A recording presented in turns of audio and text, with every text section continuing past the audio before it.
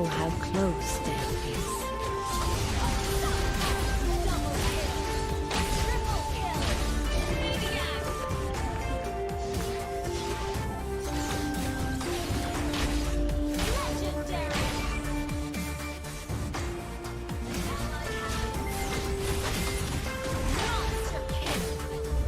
Feel my pain.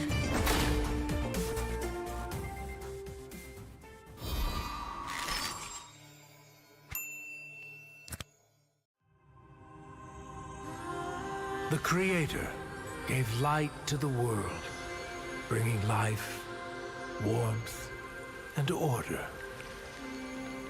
But from that act, darkness was born, and with it came death and chaos. These cosmic forces, two sides of the same coin, would shape the history of the Land of Dawn for millennia. With prosperity and enlightenment came suffering and brutality. Led by the God of light and the God of darkness, the two opposing forces dragged the fate of all living things into their eternal conflict. But through the sacrifices of countless forgotten heroes, the era of strife finally came to an end. The gods were banished from this world, and peace was restored. Life flourished soon after, and great civilizations sprung up across the world. Erudicio among them. This would be known as the Golden Age. Of course, this is our history that every scholar in Erudicio knows by heart. But when I was swept into the infinite gateway, I looked back and saw something different. I saw the North consumed by the blight of war. I saw the Great Plains ravaged and soaked in blood. I saw the forests and mountains turned against each other. I saw a broken world engulfed in flames. We were foolish to think the gods had been vanquished. Even now, their influence drives us toward destruction. And their return will bring about the great calamity. I can no longer afford to be a bystander, and neither can you, or anyone else who calls this world home. Now is the time to take our stand. So, where do we start?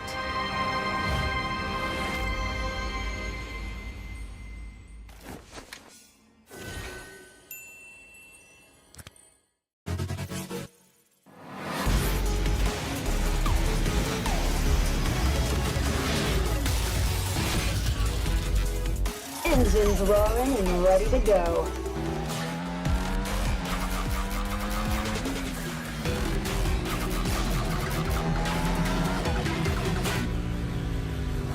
Nothing beats the adrenaline rush. 3, 2, 1, go! I feel like a monster on this thing. Heads up! Engine blast! Overdrive! Engine blast! Engine blast! Hitting the apex. Too slow. Out of my way. Hitting the apex. Nice ride, but I prefer mine.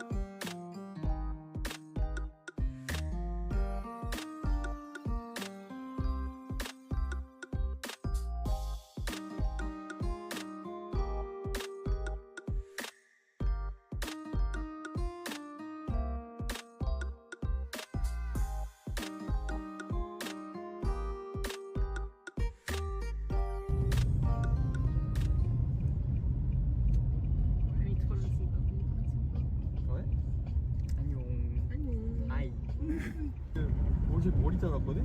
I become a bowl cut, guys. 여기 옆에 다 지우면 아니야. 아니 그냥 툴을 하기가 여러 가지 있는데 올라가고 툴 하기 싫은 거야. 그냥 다 잘라서 할까? 대단히 자르고 그래서 보통 잘 자르는데.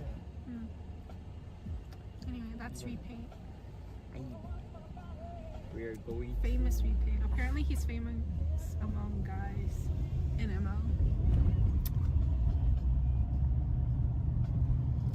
Apparently. apparently. 지금 venue 갑니다. 지금 오전 8:37 a.m. and we're heading to the NEC Carnival.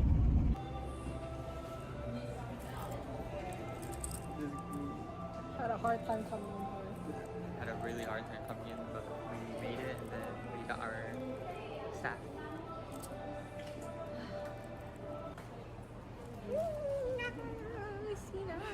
Struggling with her height. Sina. We're like decorating right now. We have to make a hashtag NACT. Someone for 7th anniversary? I think we're gonna do. Is it Anniversary?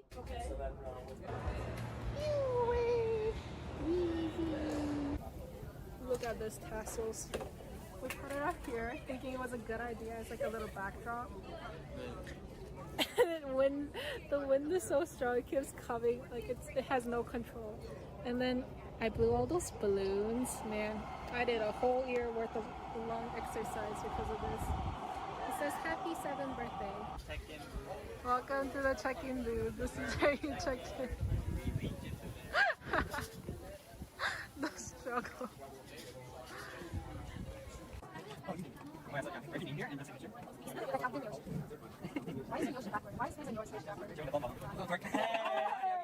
Food. We're getting fed. Thank you. Looks so good. We can do one. Eat. We got the NACT care pack. Then, so there's 2 breads. There was 3. Sina took one of them. Bag of bones, Cheetos, barbecue, and some more snacks. You can see. Everyone's standing outside because there's no chair. He asked me for a break. What? Between us, break between us. And then I was like, okay, if you need it, then I'll. The vlog that I will never produce. So I go ahead and match the 6 saber first.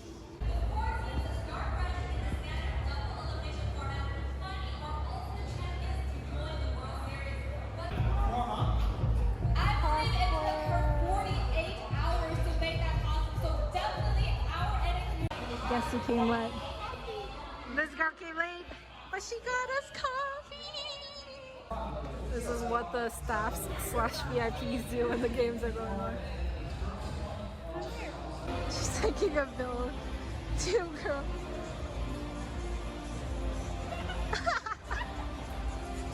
Okay.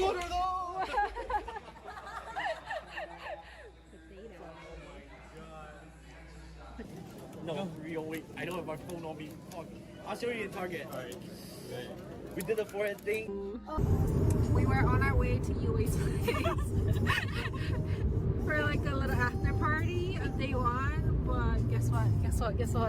Nami realized she left her camera at the venue, and guess what? Everyone left the venue. So we're driving back to the venue. So we're praying that the camera's still there and the venue's open. It's still there because we didn't bring it. It's still there. We are having a little more drive. We're having like 30 more extra minutes of driving Nami. 뭐야 이거? 갑자기? Camera rescue expedition took a turn. Where do you have basketball? Oh my god! If you wanna.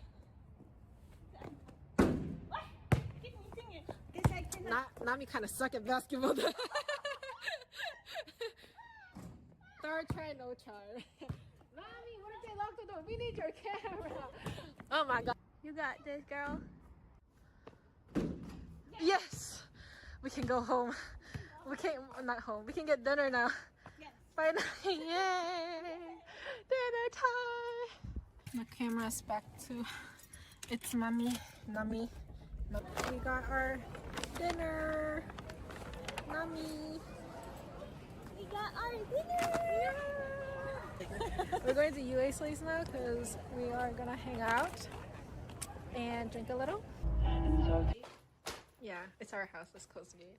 Oh my god, that must be his dog's bed.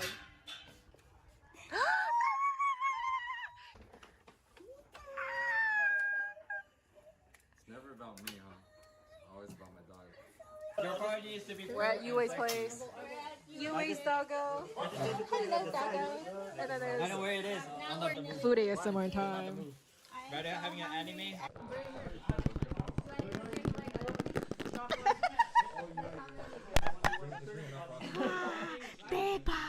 대박, there's an egg.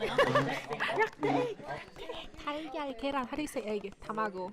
Tamago. No, that's Japanese. 계란. That's Korean. What's that? Itlog. Yeah. Getting red. I'm no Google. 15 seconds. Just ask me what. Just finish that first. I don't know why the noodles What's happening? It's so stiff. No, we need to preheat it again, I guess. Do we? I think so. I just not My ass is reserved for women and women only. Not hot at all. It's like a lukewarm. Let me see. That's how gay got chat, buddy. The group? If Okay, you're I'll a do it. woman, Yeah. I will fuck you. If I'm transgender, no, hell no. I'm a woman still. Oh, yeah. Las Vegas. Because yesterday, It's where the last NACT was, but it's in LA. I think all the guys are gonna overtalk us. let's go, bro. They're gonna judge us because we're like drinking. Why do we look like the most drunk one without the alcohol? Yo. You. No, no, you're not. Nah, you're banging. I'm hyped up, bro. One of our members are drunk. The struggle is so real. I'm showing you his face. For a good NACT that everyone came through. Say it. Lots of people from different places around the world. And we Yo! okay. Not the Louis Vuittons!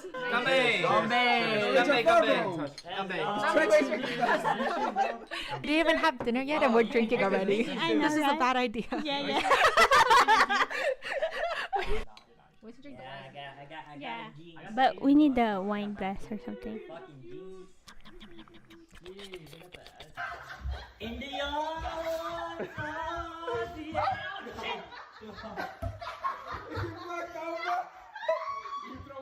What was on the road? Was it a trash can? Or was the trash can in the middle of the road? saw a trash on the road. Crazy. Ah, that's my ex. On the middle of the road, he's committing suicide. That's my ex. I'm cheap, still hit a chick like, yo, can I borrow your Netflix? She a feminist, she think I'm sexist. Twisting my words, I'm fishy dyslexic. Give me my space, I'm intergalactic. Before I give you my Insta password, I'll give you the pin to my Amex. Alright, this ain't stainless steel, it's platinum. I totally forgot about recording anything, but there's Sina with Layla. Raz, Basha, and there's a one too. Don't know her name though. Yes. You can write your name, in-game name, something you. The game didn't even start yet. She's like, at the party. General is here. Joseph General is here.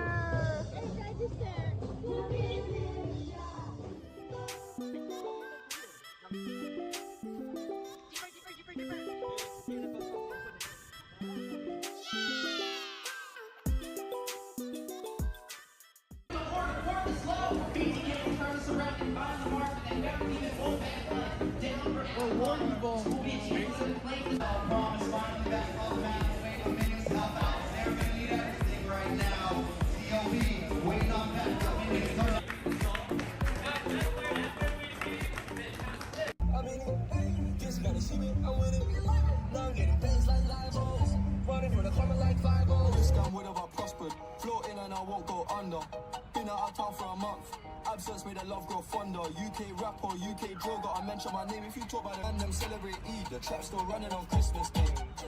How can I be homophobic? My bitch is gay. Hit man in a truck, I see a man topless, even a stick. I brought my phone charger, but I forgot my phone. I don't bring it. You didn't bring your phone? Yeah, it's This dumbass didn't bring his phone. Hey, barbecue time!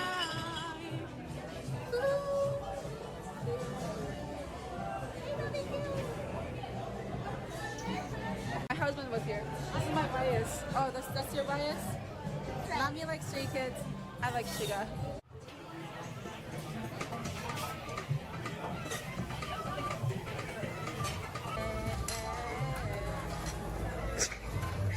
Trying to get the angle.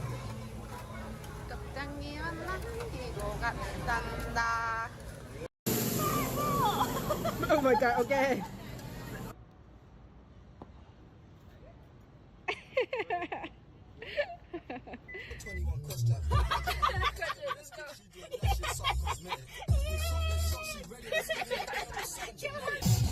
Get to the club in my taxi cab, everybody's looking at me now. Like, who's that chick that's rockin' kicks? She gotta be from out of town.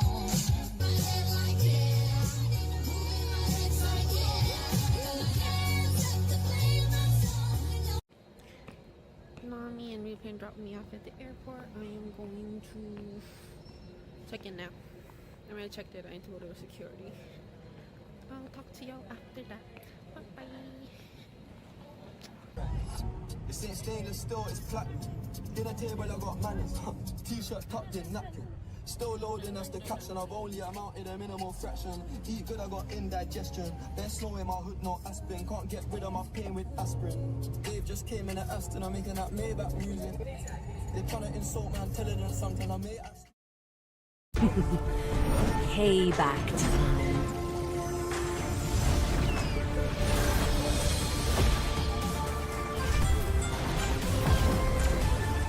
My world is the sky!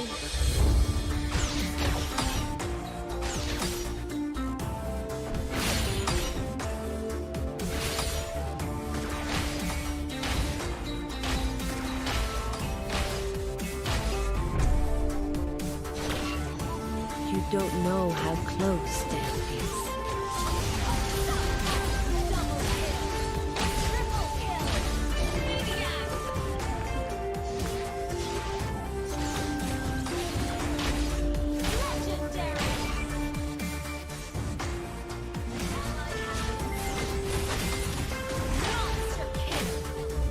Feel my pain.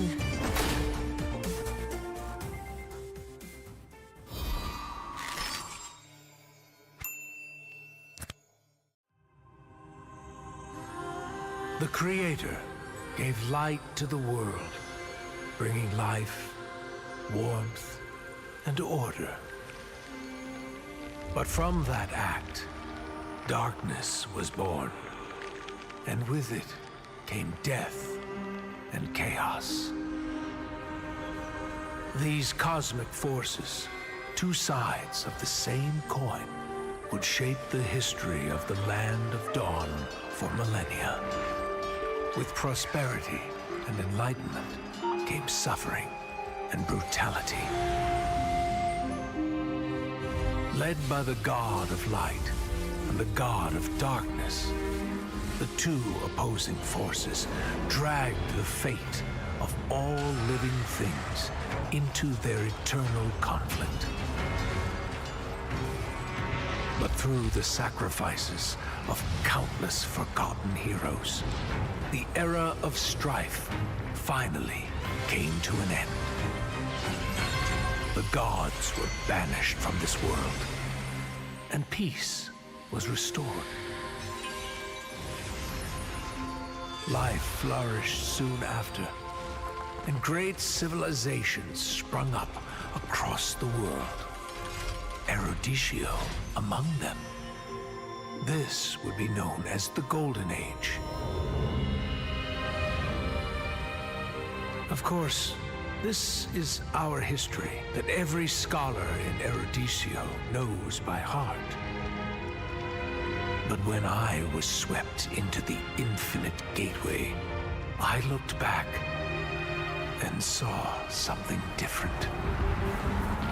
I saw the North consumed by the blight of war. I saw the Great Plains ravaged and soaked in blood. I saw the forests and mountains turned against each other. I saw a broken world engulfed in flames. We were foolish to think the gods had been vanquished. Even now, their influence drives us toward destruction. And their return will bring about the great calamity. I can no longer afford to be a bystander, and neither can you, or anyone else who calls this world home. Now is the time to take our stand. So, where do we start?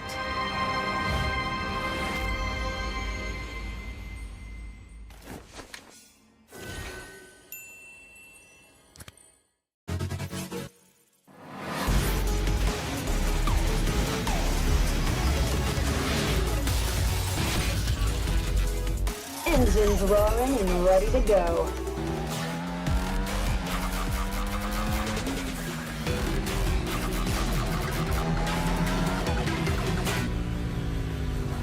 Nothing beats the adrenaline rush. 3, 2, 1, go! I feel like a monster on this thing. Heads up! Engine blast! Overdrive! Engine blast! Engine blast! Hitting the apex. Too slow. Out of my way. Hitting the apex. Nice ride, but I prefer mine.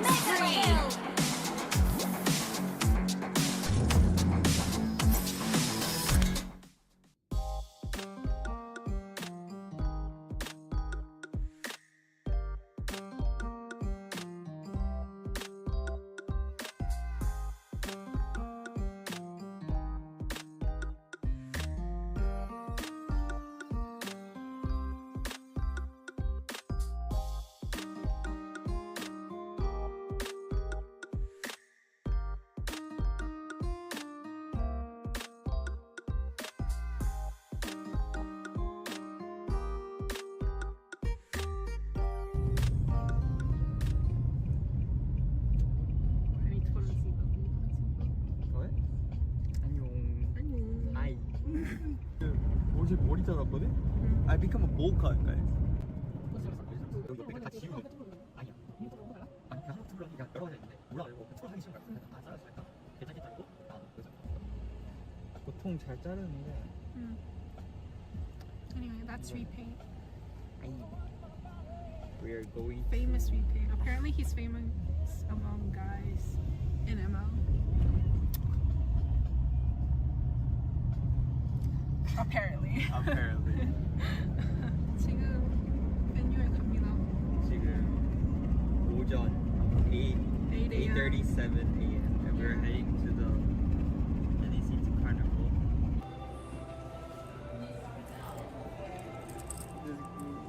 Had a hard time coming in here. Had a really hard time coming in, but we made it and then we got our staff.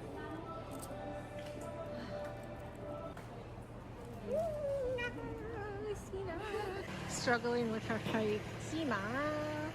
We're like decorating right now. We're going to make a hashtag NACT. So one for 7th anniversary?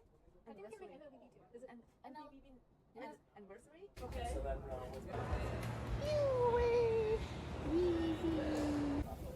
Look at this tassels. We put it up here thinking it was a good idea. It's like a little backdrop. And when the wind is so strong, it keeps coming. Like it has no control.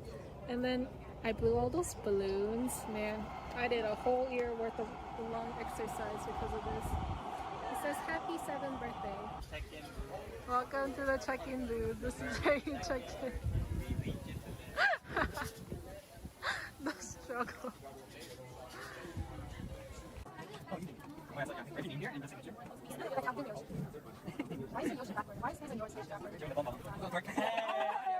Food. We're getting fed. Thank you. Looks so good. We can do one. Eat. We got the NACT care pack.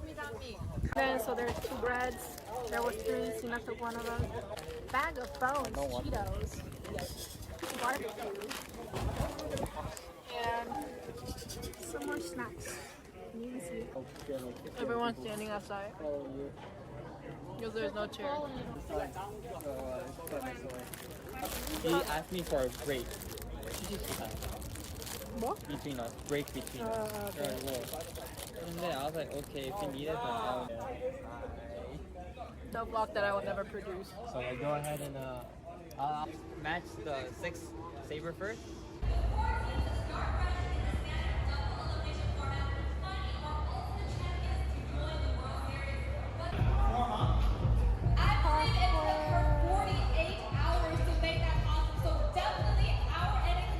Yes, she came late. This girl came late, but she got us coffee. This is what the staffs / VIPs do when the games are going on. She's taking a bill. 2 girls.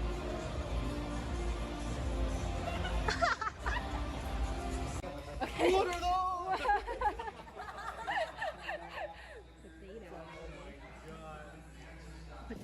No, real. Wait, I don't have my phone on me. Fuck. I'll show you in Target. Alright. We did the forehead thing. We were on our way to UA's place for like a little after party on day 1. But guess what? Nami realized she left her camera at the venue. And guess what? Everyone left the venue. So we're driving back to the venue. So we're praying that the camera's still there. And the venue's open. It's still there, because we didn't bring it. It's still there. We are having a little more drive. We're having like 20 more, 30 more extra minutes of driving. Driving Nami. 뭐야 이거? 갑자기? Camera rescue expedition took a turn. Where do you have basketball? Oh my god. If you wanna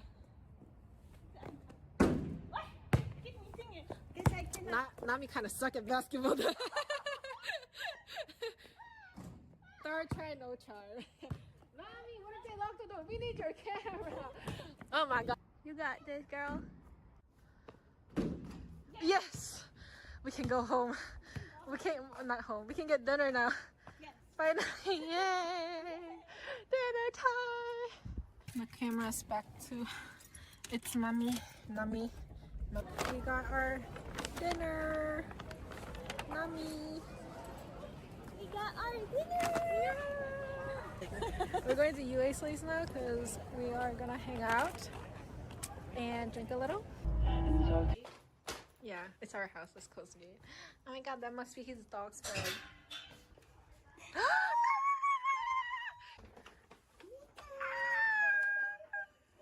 It's never about me, huh? Always about my dog. Your party is to be. We're at UA's place. UA's doggo. Hello, doggo. And then I know there's where it is. On the food ASMR time. right there, having an anime.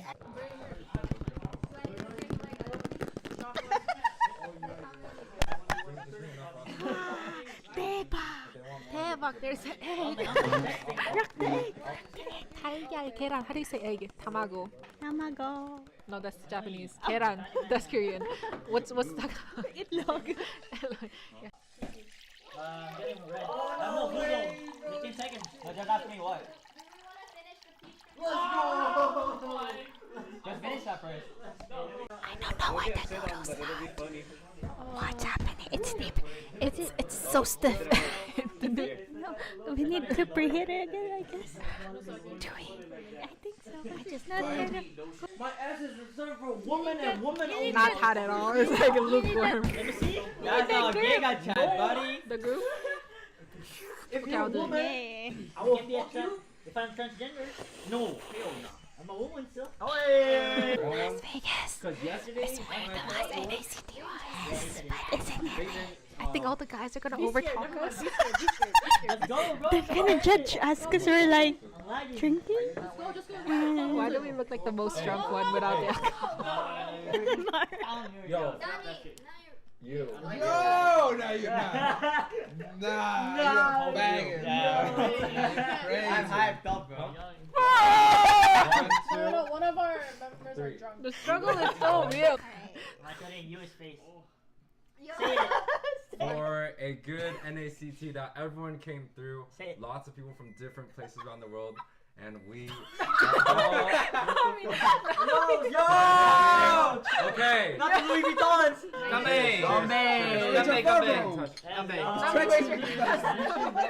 We didn't even have dinner yet and we're drinking already. I know, This is a right? bad idea. Yeah.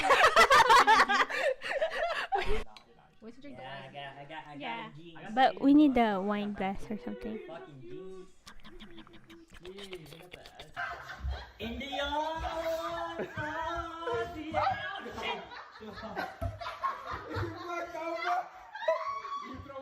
What was on the road? Was it a trash can?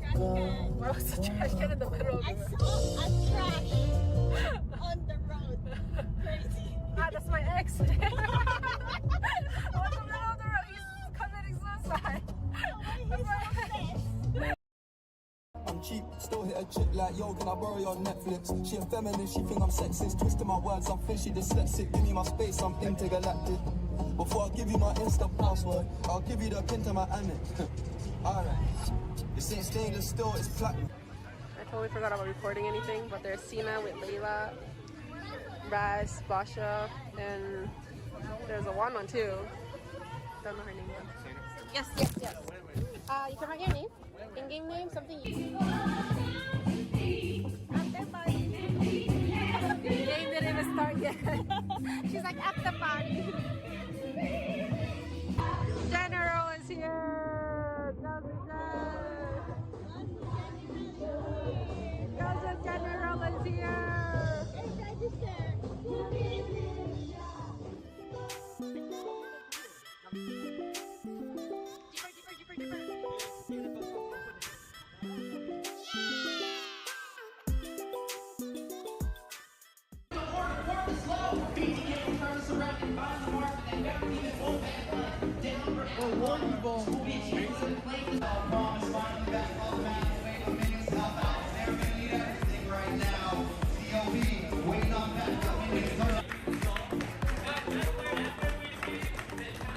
I'm in it, just gotta see me, I'm with it.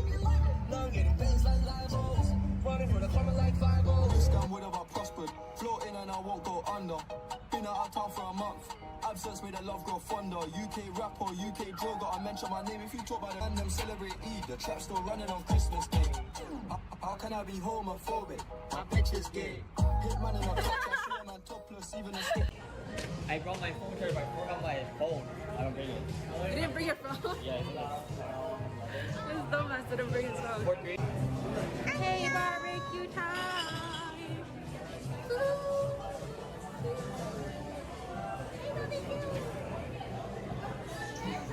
My husband was here. This is my bias. Oh, that's your bias? Mommy likes Stray Kids. I like Shiga.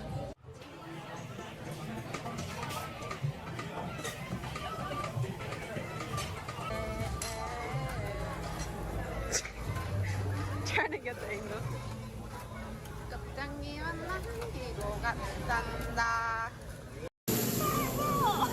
Oh my god, okay.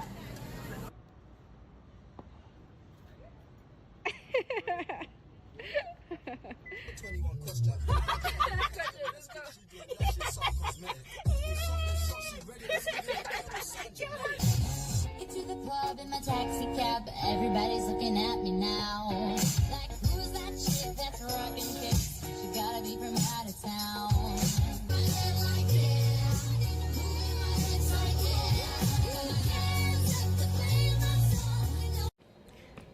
Mommy and Moonton dropped me off at the airport. I am going to check in now.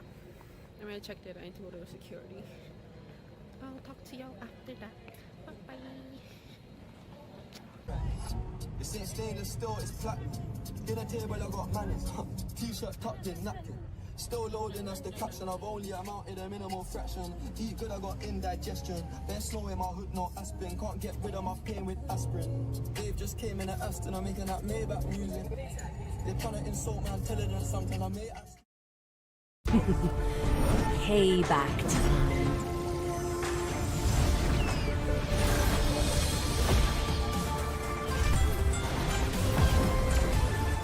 My world is the sky!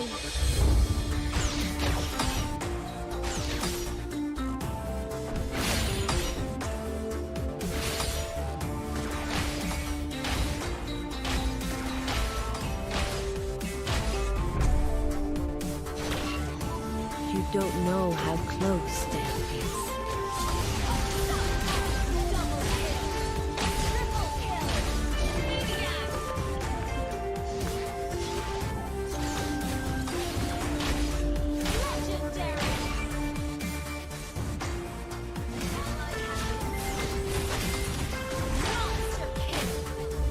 Feel my pain.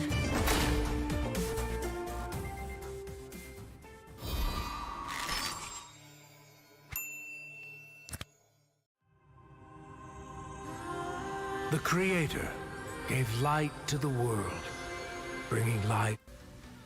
Welcome back to the House of Pisces X Nighthorde tournament. This is week 2, day 4 for the top 8, actually. The House of Pisces has partnered with Nighthorde and the MLSA to provide 16 teams the opportunity to compete in a single elimination for a total prize pool of $1,000 diamond, $1,000 and 100k diamonds provided by Moonton. So this is going to be day 4 for Sunday on the 22nd. Best 3 series.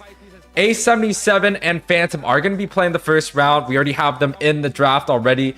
Team Ace and ETA Piscium is going to be playing next. And to end the matches today, it is going to be Bloodhounds versus Empyrean. And on the desk today, we have Master Rem casting with me. How you doing today, Rem? I'm doing good. You know, I'm really off of the hype from yesterday's matches. I'm excited to jump into today's game, and it's some powerhouse players, man. You have A77 going up against Phantom. There's Kush over there.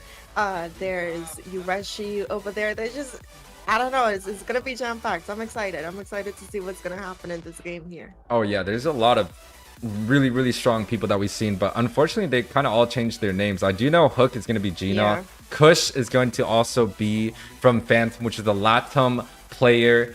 There's also I think Yurishi is in here on the left hand side. I think. Fiora, okay, and then Apple is also in here somewhere too. It might be it's Joe Forever, I think. It's Joe Ever. So a lot of big names coming out from both sides. A77, I know Guapo, the jungler that played for Gosu back in the days, is also in here, along with, I think there's Rose, Gals, Easy Peasy. So a lot of known players coming in from both sides, but going through some of the target bans already, we got 4 of the junglers already being banned out, 2 of the assassin junglers being banned out from A77, and more the utility side coming out from the side of Phantom. Yeah, and if you look at their bans right now, they're banning out some of these heavy frontline heroes that's known for going in that jungle position, ones that makes it really hard for you to contest those neutral objectives. But we all know that the recent patches has really favored support players, right? Usually you see the supports being banned out, and if they're not banned, they're prio pick, and that's something that I've never imagined that would happen again since Angela was released. You know, we've never seen something like that. But she is going to be their first pick for the side of Phantom though. But I already like the responses coming in from the side of Area 77. Locking in that Lily, I always think that the Lily in the mid lane, she does have the rotation potential. She has the damage as well as that poke potential coming in with the additional utility when you do build in that ice green wand for the constant slows. And man, Erythel doing Erythel things up in that gold lane, very prominent in that mid to late game. And the AoE damage that she's capable of dishing out. And when you think about AoE, both their mid laner and their gold laner is capable of getting that AoE burst damage. So that's definitely something that Phantom needs to read for the second half of their draft. Oh yeah, I like the response coming in from both sides already. It's quite a fast draft. Both teams already know exactly what they're looking for. Kush ends up going with the Lancelot, and also the Bruno gets picked up for the side of Phantom here. And the response coming in from Guapo, he is going for that Boxia pick. So both sides junglers have already been picked. One side definitely still opting to go for more of the assassin route, the other going for more of a utility. This is kind of like textbook. Like, we've definitely seen this coming. The Bruno goes well against the Erythel. Erythel has a little bit of an edge in terms of mobility and late game potential, but you know, if the Bruno lives in any of the early game team fights, he's gonna definitely be able to push a lot of towers down. Now A77 definitely looking to ban out maybe some of the mages, some of the XP picks. On the other hand, Phantom probably looking to focus on some of the XP and also some of the supports, right? A tank jungle always pairs well with the supports. So the Wrath, the Estus, the Florin, those are definitely going to be picks that the side of Phantom are looking to take off. Yeah, and I really want to see a little bit more of some frontline presence coming in from the side of Phantom. Banning out the Raphael, a pretty solid ban.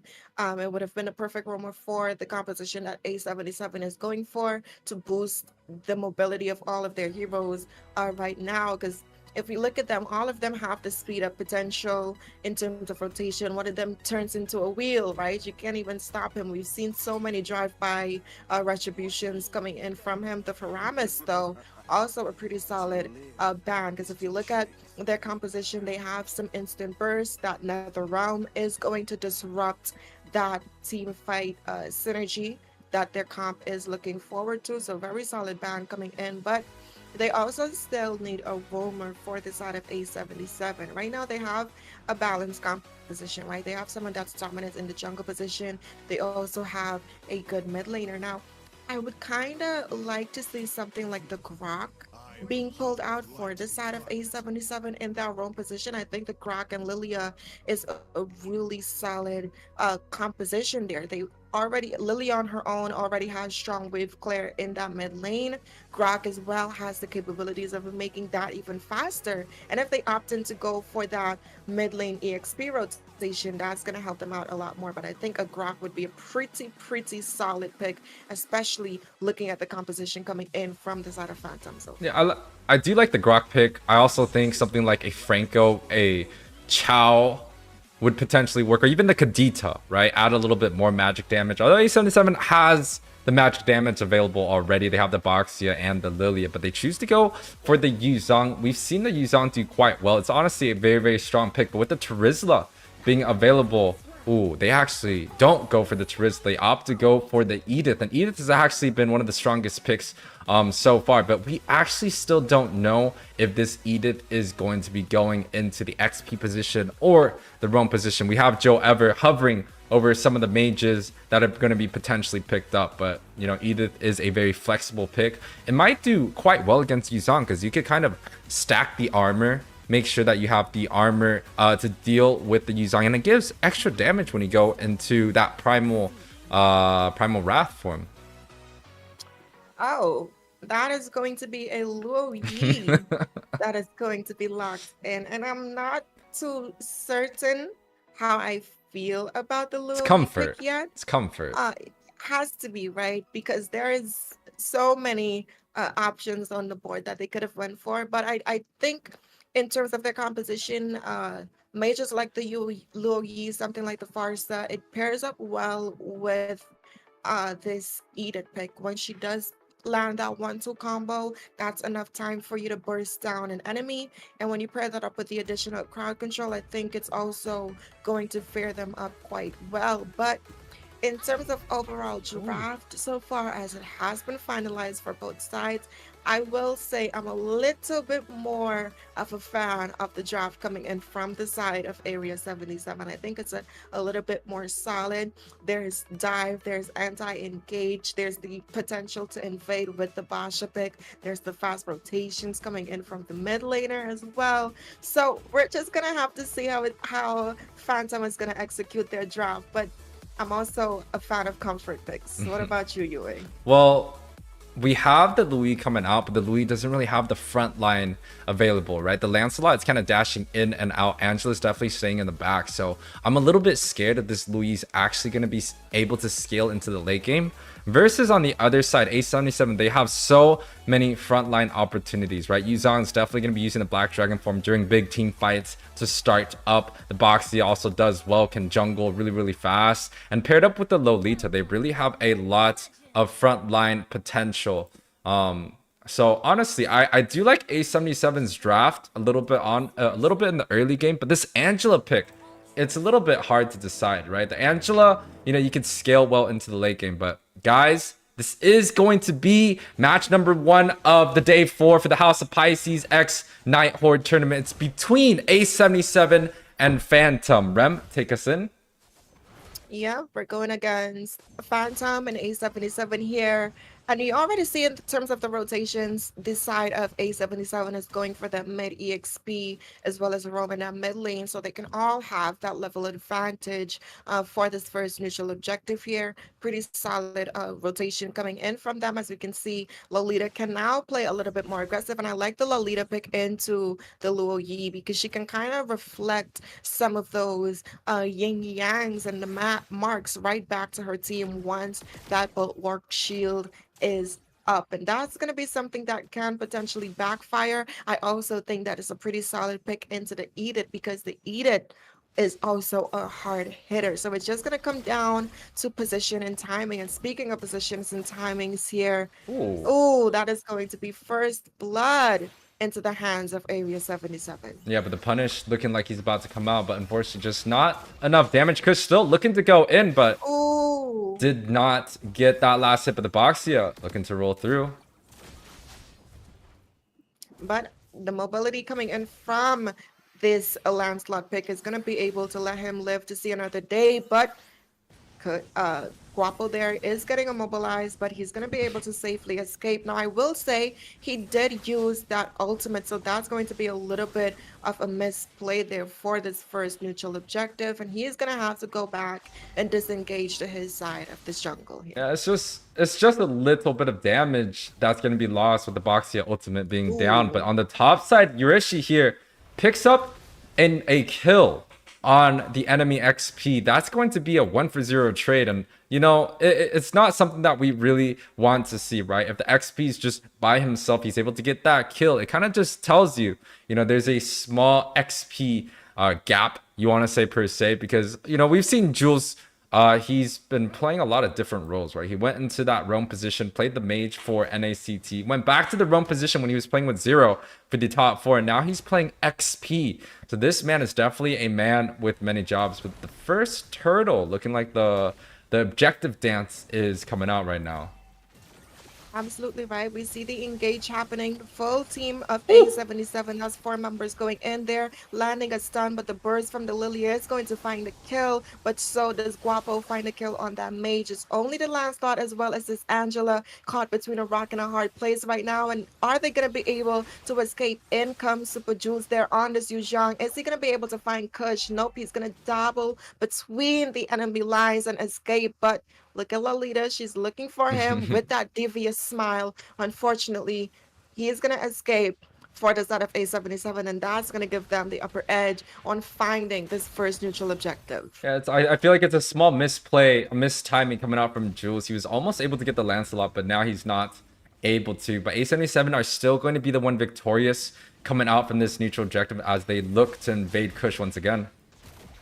Yeah, and unfortunately, he already used the Phantom Execution, so he's lacking one of those dashes coming in. We're seeing Mark Cutie baiting some of those tower shots while getting the burst on, using the black shoes to successfully escape like none of that ever happened. And that's just the strength when you have a stronger mid lane matchup, right? You can see that she's beating this Luo Yi in terms of these rotations here. Kush going in with the Phantom Execution to try to secure his buff. Unfortunately, not going to be able to, but A77 is not giving him an easy time in his jungle, showing us that he's the actual king of the jungle here. Yeah, Canyon right here, aka Guapo, he did end up taking all the camps on the bottom side for Kush. So right now he really doesn't have much options in order to farm up besides clearing that mid. But these players, you know, they're all pretty strong, so they're definitely still going to be able to do quite a lot. But engagement happening on boss side, they're looking to stun up the Bruno, but Mark UT is definitely going to be the one that kind of gets baited out. The Black Shoes has been popped along with the Lolita ultimate, the Aluminum Blast, and now A77 definitely looking to disengage on the bot side. They don't have any of the utilities available to fight anymore, and I think that is a good decision. Yeah, and that's kind of one of the things when you do have the Angela on your side, that hard guard can really make it like a life or death situation, whereas you're not really sure if you're going to be able to find this kill here. But speaking of finding kills, Luo Yi going to be able to force that flicker, but unfortunately still going to be taken down by Mark QT, having to use that flicker. But the Phantom Execution finds her, and she's not going to be able to survive though. Basti on the Angela being able to stop that spinning wheel. We do see Yureshu making in that rotation, but unfortunately it's just a little too late for him. But down in the bot side, we see the Aluminum Blast being charged up with the flicker, but the hard guard is going to land on top of him. But in comes Guapo with the dive, though. That is all the members' focus. The tower goes down, so does the Bruno. A good Phantom Execution coming in from Lancelot, being able to find that trade-off, getting this Arythel, but he's not done. It's a 2v1 situation. They're looking for Guaps, and that's going to be a Thorned Rose securing a double kill into the hands of Phantom, and they're coming back your way. Yeah, it's definitely a good comeback. This is something that the side of Phantom definitely needs to look for. They're able to get the shutdown onto that, onto Canyon on this boxer, which has been doing quite well in the jungle, and also get a kill on I Saw. So honestly, 2 kills coming out for the side of Phantom, but looking to engage. Yep, down goes the Black Dragon farm. We're seeing Luo Yi offering some crowd control. It's going to be enough to secure that kill. That's going to put a mega kill into the hands of Kush on this Lancelot. But we're seeing Area 77 trying to focus on these neutral objectives. Both red trees are on the board. It's going to be a matter of who can steal this first. Looking at this Bruno there coming for the rotations, but Area 77 has a number advantage. We're seeing Arythel making that rotation. Proxying down Kush. He's going to use the Thorned Rose as well as that red tree combo to secure that turtle. But Guapo looking for the buff, but we see the response coming in from Phantom. That is 4 members versus 2. The Aluminum Blast was being charged up, but she's going to be taken down before it can successfully land here. Yeah, so definitely a kill and a neutral objective, but top side, they do end up getting the Rithel. That's going to be a huge pick for the side of A77. They're looking to get another more. Guapo is chunked dangerously low. The Bruno is able to get that last hit. And Edith actually is the one that grabs up that kill. The flicker play coming out from Gina, able to pick up the Black Dragon. So that's going to be a 3 kill trade for the side of A77. They've been getting kills back to back to back, and it definitely feels like the momentum has shifted since the early game, and it's advantage for the side of Phantom. Now we were questioning the Luo Yi pick, but in these team fights, after Area 77 uses their initial engage, that's where the Luo Yi is shining, right? They're not being able to successfully get their combos in because of the constant crowd control coming in. And when you're stunned up, that's enough for your damage dealers to successfully land some attacks onto you. And I think that's where Area 77 is kind of losing their footwork, right? We've been seeing Mark Cutie on this Lilia playing a very well game, right, in terms of being able to tank some of these tower shots. But speaking of being able to tank some shots here, Luo Yi gonna use that flicker to try and escape, but unfortunately it's not gonna be enough. Guapo is gonna pick up that kill, but it is a number advantage though. We're seeing Yureshi landing that knockup, and that's gonna put a double kill into the hands of the gold laner for Phantom. Yeah, A77 is actually falling apart quite in this mid game right here. The Angela is just a little bit too much for the side of A77s to handle right now. He was able to get the Heart Guard off on these priority targets. And just like what you're talking about earlier, the Lu Yi, the ultimates coming out from her, the rotation difference is making it really hard for A77 to decide how to engage. And this is just a solo Lu Yi teleport so far. Once it gets onto that late game, that ultimate should be able to kind of take the whole team onto a complete different direction. And now they're looking to dance this Lord, but unfortunately, I still feel like the favor is going to be for the side of Phantom. They have the late game available. The Bruno is at 3, 1, and 5. The Lancelot's also 4, 0, 1. And that is with a red buff denied earlier from Kush. So, you know, A77, although they had the early game, it's still quite hard for them to be able to hold on to this mid to late game. And that's just because of a lot of the utility coming in from the side of Phantom Esports here. I think it might be a little bit of a lag issue. I haven't seen a Kush move for a few seconds there. Mark Cutie is going in, though. They are going to be able to secure the Lord for the side of A77. But on the top side, Bruno was able to find that kill. So does Lo Yi as she takes down the Black Dragon. Looking at Kush being able to land an unstoppable, taking Lolita off of the board. But they're looking for Guabs. He does have the ultimate pop, so he does have that additional defense coming in. But that's going to be 2 kills in favor of Phantom. Yeah, I'm not really sure how we're going to be looking at these pauses, but before we go on to that, Ritho is going to be the one that gets onto that chopping block, and they're definitely looking for more members. They're able to pick up the jungler coming out from A77, and now they're looking for Mar. Mar ends up flickering out, so it's going to be a 2 for 0 trades, and a lot of utilities has been used for the side of A77. Now, for the viewers out there, we're actually unable to see a lot of these pauses being shouted out in game. So if they're definitely looking for a pause, we're going to be looking at the general chat to see if they actually do need. But we actually saw Kush, you know, take a lot of damage just standing there at the red buff. It might be a bait, but ended up in favor for the side of Phantom as they kind of look to take this mid game with the lead. It's almost a 3K lead around this 11-minute mark. Yeah, and I'm looking at some of the items that is being picked up here. We're seeing Angela building in the Flask of the Oasis, which is a very, very strong support item that was recently added in the game a few patches ago, and it's pretty much became one of the meta items for these supports. We did see Luo Yi with the diversion being popped in for that mid lane. Kush did go in to try to secure that buff, but unfortunately it was not going to be able to be landed in. And I want to focus on this Bruno. He has 8.9k gold right now, and if you look at the Aretho, almost just the 1k gold lead ahead of her. So they're both kind of toe-to-toe right now in terms of getting that damage done, but she's not having an easy time. And again, that's going to have to be because of this low Yi pick. And if you notice, she didn't opt in to go for that burst. She actually went in for that utility, securing that Ice Queen wand. So that's just going to make it harder for the side of A77 to escape some of these initial slows that's being put in when those stuns are layered onto the target. So their win condition right now, if you're the side of A77, you really need to find this low Yi here, right? The longer she survives in these team fights, is the more you're not going to be able to get anything done because of the constant stuns. And if you look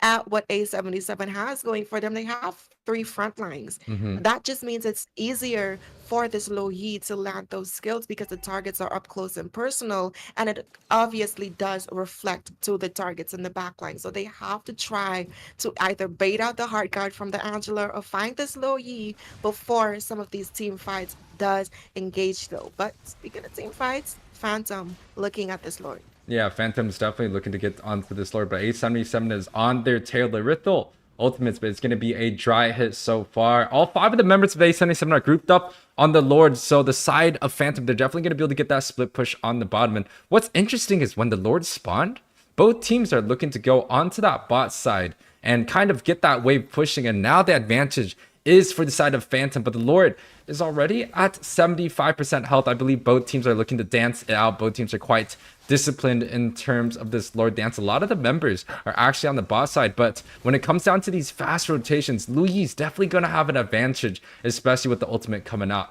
as long as they don't get picked. But Rithel looking to go in, doing some of the damage onto the backside. He finds the Angela here.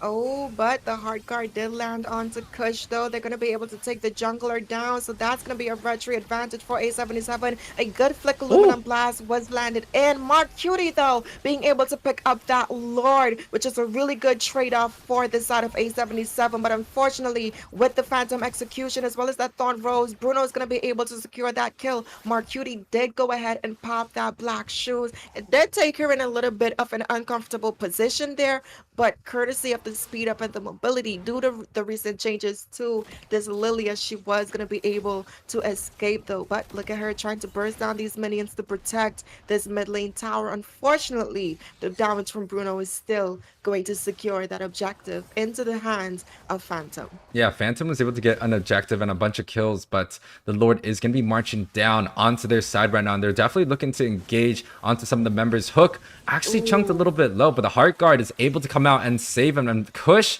looking to go in a little bit more. Is he biting off a little bit more than he can shoot? No, he ends up getting out. The Heart Guard is taking care of business, completely zoning the members of A77 away, and Phantom able to get this clear. Now they're looking to ult onto the bot side here. Just a little bit of wave clear management, but you can see the advantages that Phantom has in this game. The team fight presence, the strategy that they have, making sure they're grabbing onto the priority targets. A77, you know, although they have this 3 frontline comp, their marksman and their mage is just unable to pop off. And I would say more towards the marksman, right? The Rithel. He's only sitting at a 1-5-1 so far. The Lilia actually did quite well, able to secure the objective along with the aluminum blast coming out from the Lolita. But the Rithel has to be the one that scales into this late game. The Yuzong is not going to be doing physical damage, right? The Boxia does magic, and the same thing with the Lilia. So in order to get the mixed damage in, the Rithel has to pop off, and he has the items. We're reaching into that late game, but he's just unable to get the fight that he's looking for in any of these objectives. And I really think it's due to the Angela and the Edith. It's just a little bit too strong and too hard to deal with for the side of A77. Yeah, and behind them, they have this Lu Yi. And if you look at their items, they have 2 Ice Queen wands on the board, right? And we do know mages and supports, their initial skills already have that slow potential. And when you stack that up with 1 Ice Queen wand, it's already toxic to escape, much less 2. And we do know once it's on different heroes, this unique passive does have the abilities to stack because it's not the same hero with the same item built in twice. So definitely going to be a harder time for this Rithel to find her mark. And yes, Area 77 does have a lot of frontline. It's hard for them to find the advantage here, but a concealed play did go in. But forcing out that flicker from Urashi. The hard guard did land. Aluminum blast was being charged up, but due to the crowd control, it's going to be popped early. But someone else who's going to be popped down is this Basha by Kush on his Lancelot. Marcuti did pop the black shoes, but in comes the Black Dragon, finding the back line. He's going to land a knockup, but Urashi is going to follow that up with a knockup as well. He's looking for Gina in the back line, but he's not going to be able to find it. But speaking of finding things, Kush isn't playing hide and seek right now, as he was able to take down Marcuti on this Lilia. But speaking of taking things down, I saw is going to find a kill on this Arithel, but a good trade-off coming in from the side of Kush there, being able to find yet another one. But in the bot side, Godlike going into the hands of Gina, and that's going to be a 4-man kill, courtesy to 1, going in favor of Phantom right now. Yeah, Phantom finds another good fight. They're unable to find the pick off of the Bruno and the Lancelot, and Lancelot's just doing so much damage right now. He's building up a little bit of a tanky build, but he also has that War Axe, so he's doing a lot of damage per skill, and that's kind of the thing about the Lancelot. It's still quite good, and especially on a very good jungler's hand like right here. They're unable to find the shutdown onto Kush, onto Hook, and A77, they just fall apart when these fights don't go in their favor. You had the Petrify coming out from the Yuzong along with the Black Dragon form hitting onto the Bruno, but they just can't get these kills close. Look at Angela, 0, 0, and 18. He's definitely a priority target. The first pick from the side of Phantom has paid off in a very significant way, and A77, they just don't have, you know, the sustain, the utility available to deal with any of these team fights, because they just can't find a break right now. Yeah, absolutely right. But looking at Guapo's positioning right now, he's kind of scouting out from the back side there. That's a good diversion to that bot lane so they can out prio that tower. But we're seeing the Black Dragon coming in. The Aluminum Blast did land on one member, but it's not going to be enough, and they're going to be able to take down Gina with that Black Shoes. They're coming in from this Lilia, but they are able to find one. That's going to be Yu Zhang being taken off the board yet again, and so far it's a 1-to-1 trade, but they're still looking for this Lolita. Gonna go ahead and pop that Bulwark Shield to kind of reflect some of the damage coming in, and they're gonna have to disengage instead of going on the chase there. Yeah, but this kind of tells that, hey, A77, they still have the utilities available to get the stun off onto that Bruno, make sure he dies in these team fights. It might be an over-aggression from the side of Phantom, right? They were looking to push onto that bot side. They had the Divergent going in, and also the Lord has already been taken out. But again, this is a fight that A77 was willing to take, and they're able to get that advantage there. They only traded 1 kill, and it's going to be a shutdown compared to that 0 and 7 Yuzong. So not much gold going back in favor of Phantom. A77 actually comes out quite ahead with a good defense. Both their mid and their bot, even though they're 1 hit away, are still available. And the Lord coming up in 50 seconds, I do believe Phantom, they're going to play it disciplined, right? They're going to look for this next neutral objectives, maybe deny some of the jungle creeps as Kush is looking to do right now, but the members of Phantom are looking to kind of group together on the top side, giving a lot of vision and pressure onto the bot side for A77 to take. And A77, they're definitely looking to take that. You can see the Boxia near onto this mid side, the Rithel and Lolita camping out on the far lane. But this lane, it's not going to be that useful, because the far lane of the Lord right there, the top side where the Yuzong is, that one's definitely going to be the one that's prioritized. But Cannon looking to go in, but he might get picked off here. Yep, the retry did go down. We did see the Thorn Rose, but it was not able to connect. We are seeing Super Jules go in with the Black Dragon. Lolita popping the conceal play though, looking for the perfect opportunity to charge this Aluminum Blast, but nope. Gonna go ahead and play it safe. They're looking for Super Jules, not gonna be able to find him though, but the Lord has spawned in. There is lane control coming in on the bot side, but Luo Yi with the diversion gonna perfectly teleport into the right place, and that's gonna take the jungler off of the board for the side of A77 right now, and that's gonna just direct their attention to this Lord here. Yeah, that's kind of tough, you know, the jungler being down when the Lord is available. And you can look at the top side. Bruno is definitely looking to push onto that top side. They're forced Jules to be back, so they're not going to have the Black Dragon in terms of the objective. And, you know, Phantom, they're just playing so smart right now. They're taking this Lord very, very slow. They still have 30 seconds on the death timers for that Boxia, so they're just kind of waiting for all 5 of the members to kind of come through, and the macro plays are just looking quite well. The Divergent comes out again. Yep, looking for the teleport though, but in comes the members of A77. Yu Zhang looking for the backline with the Black Dragon. He's going to be able to land that knockup as well as that Petrify, but he is going to be taken down. Look at Mark Cutie dealing some good damage, but Phantom has the sustainability coming in, and they're not going to be able to find that kill. They're going to go ahead and have to disengage from this fight here, but Phantom still making their presence be known in this jungle as they're going to go ahead and continue to deny some of these creeps. Yeah, Phantom, their team fights are just looking kind of crispy right now. 10-0-8 on that Lancelot, 1-0-20 on the Angela, right? The impact on the very first pick is just too much for A77 to handle. This is kind of what you said earlier where, hey, there's a support meta coming out right now. It's a little bit rare that we see that. But Phantom is definitely taking it onto the next level here. Now, the Luminous Lord is marching down onto the mid side. Phantom looking to close out this game here.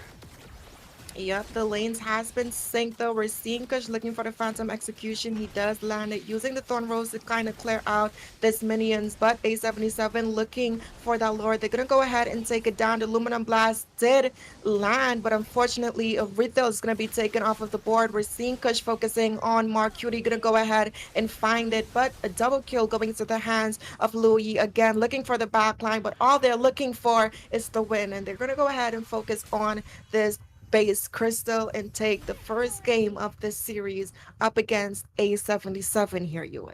Yeah, A77 was able to take this game in 23 minutes. Or no, Phantom's able to take this game in 23 minutes. Scoreboard is going to be 29-8 on the board. And the MVP goes to Kush. The man that was actually getting denied early by A77 was able to take out this game completely clean. 11-0-10. Angela also played a very clean game at 1-0-22. All the items have been built up. It is a 22-minute game, so both sides are looking to complete all their builds right here. The team fight participation goes in favor of that Louis. The Divergent was a little bit too much to handle.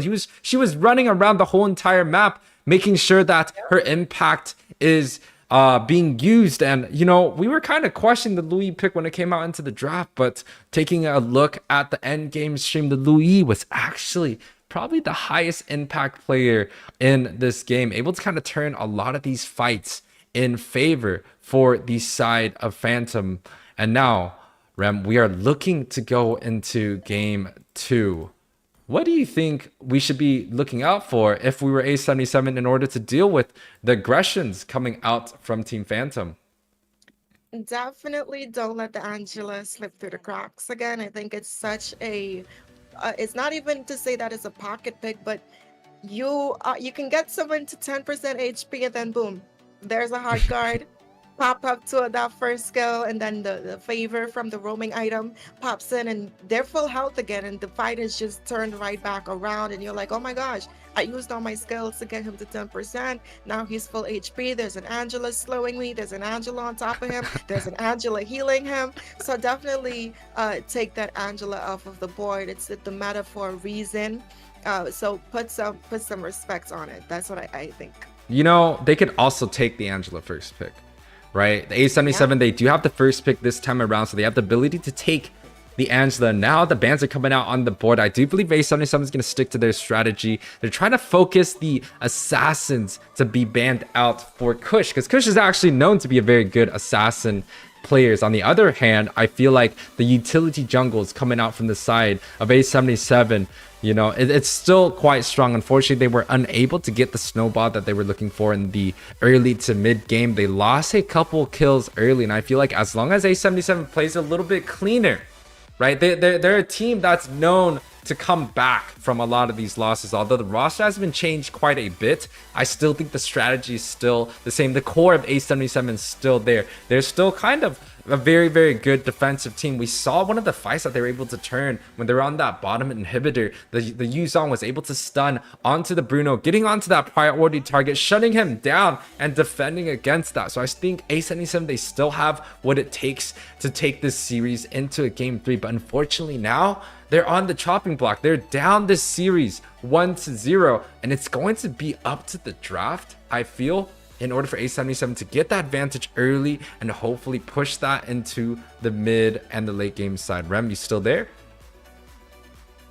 Rem is not there. I think he is going to the door right here. But looking at the bans on the tables, once again, the assassin bans being pushed out for the side of A77. They do know they want to deny Kush of all the heroes that he can kind of use in the favor in that jungle position. On the other hand, the utility jungles has been focused out for the side of Phantom. The Angela, who we talked about earlier in game 1, had that 1-0 and 22, played such a good game, and now it's definitely going to get banned out. So A77, they do not look to pick up the Angela early. They actually opted to go for the bans right there, and that might be a pretty interesting way to push out onto the draft, because honestly, if the Angela is being banned out, there's still a lot available, right? The Matilda, which was banned out the first game, is going to be available.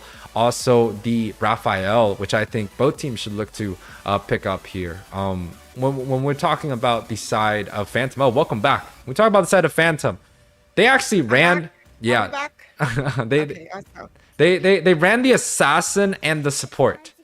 Right, we rarely see that unless it's being played using an Angela, because I feel like stuff like Raph and Florin, they're just a little bit too slow for the assassins, but they played such a great game with it. And on the other hand, right, we saw utility and set coming out from A77, so it's a bit of a split in terms of their strategies, because usually we pair the assassins with the sets and we pair the supports with the utility junglers. Yeah, absolutely. Oh my gosh. There's so many strong picks at this stage in the game. There's so many viable options. So I feel like regardless of what you take in this current meta, especially if you know how to prioritize your bans and you know the teams you're going up against, you will always come out on top, right? And looking at both these picks here for both sides, the Valentina as well as the Rafaela, and then, you know, Kush going for the Lancelot again, as well as the Matilda, it's so solid to go up against each other. I feel like the prio pick was strong, the response picks to the prio pick was strong, and then the response pick to the response pick is also very strong options. But we're gonna say Area 77 pick up this ETA for themselves. I like it, UA. You know, I think it's very solid, especially going up against something like the Matilda. She's gonna pretty much have to cancel all of, you know, the circle and eagle that's gonna be coming in from her there, because once you have that ETA and she's protecting whoever you locked onto, you cannot fully engage on that. So that's definitely gonna be something to think about. I will say though, there's a lot of sustainability already coming in from the side of Area 77. Yeah, by picking up the Bruno from the side of Phantom, now they could look to ban into some of the marksmen, right? The Riddle that was being played on the first game can definitely be looked to taken off the board. There's also no jungler coming out from A77, so they could also choose to take the Boxia out. But I think leaving the Boxia open might be okay, because they were able to take care of business early on in the very first game, and Boxia provides magic damage, and A77 is full of magic damage, right? So they kind of they're almost looking for a physical jungler at this point. So I think it's a smart route coming out from Phantom. But also A77, you talked a little bit about the Edith. We saw the impact that he had on the last game. Jules got first blood by Yurishi, right? The Edith versus Yuzong matchup. But now, right, this is the Edith that's being picked up first, right? So Yurishi, he has other things that he can pick. He could go for the Esmeralda, the Uranus, which also does quite well against the Edith. He could also go for the Terizla, which has been a fan favorite. But the ban, he got a little excited there. Yeah, the respect banning that Luo Yi is definitely not something that I thought I'd ever be able to see happening in a tournament, right? She's such a deep hero pocket pick there. It's really rare, you know, but you gotta give respect where respect is due. And she was the reason why this side of Phantom was able to kind of turn some of these team fights around, because we saw them going in for the engages. They were able to land some of the stuns, but their stuns is instant. It's one and done, you know. So definitely put in some respect. And I do like the Basha bat. I know you said that okay, they dealt with it last game. Keep it open, but part of drafting is putting your enemies in an uncomfortable position. We saw how comfortable Guapo was on that Basha pick. Go ahead and ban it out. Put him on something else. Put him between a rock and a hard place. And if Yoreshi does decide to go for this export, I think it's going to be solid, but I kind of don't really like the export into the Valentina matchup. I feel like with the scaling that Valentina has with that last Insanity, I've seen it turn a lot of games around. So definitely something to keep in mind there. Yeah, but I do think, you know, Yurishi being the second pick in this XP matchup, he's looking to kind of deal against Jules on this Edith, and to pick up the X-Borg is quite nice, but the Uranus probably, you know, you feel like it's going to be a lot better. He could get onto that backside. There's not a heavy stun coming out from A77, so the Uranus is going to be able to kind of set free, but the response coming out from A77, I'm not sure about this. We saw Mobazane use this alpha quite well yesterday, but I don't know if that's going to be the answer to go against such a strong lineup. And they also have the Matilda from the side of Phantom to kind of dash away. But I do like the Claude pick, right? They didn't fall for the Rithel trap this time around. They opted to go for the Claude, and the Claude should be able to get onto the backside, dodge, you know, a little bit of more of the skills come out from Kush. So I definitely think it might have a better chance scaling. And we all know Easy Peasy is quite well known for this Claude, but Phantom looking for that last pick. They're still missing that mage matchup. Maybe the Kadita comes out? I mean, it would be a pretty solid pick there going up against this Claude, as well as... Oh, they're actually going to go for that full... that late game. And I mean, it works, right? They already have the early game with Kush on this Lancelot, as well as Basti on this Matilda. Despite it being Rome, she's still relatively strong. And I don't know how I feel about the Claude into the Matilda, right? He's gonna dive in for that blazing duet, but she can instant ulti and cancel and knock him up. And what's he gonna do? BMI back out? Even if he does escape, he did nothing. He did no damage. So I think definitely gonna have to play around that. But heading into game 2, this is match point for the side of Phantom right now. They currently have one match in favor of A77, but we're jumping into game 2. Is A77 gonna throw some hands back, or are they going to lose this fight, Yue? Yeah, so welcome back, guys. This is going to be the House of Pisces X Nighthorde tournament with $1,000 USD prize pool, along with 100k diamonds provided by Moonton. A77 is down 1-0 in this series scores, and they're looking to try and make a comeback so far in this series.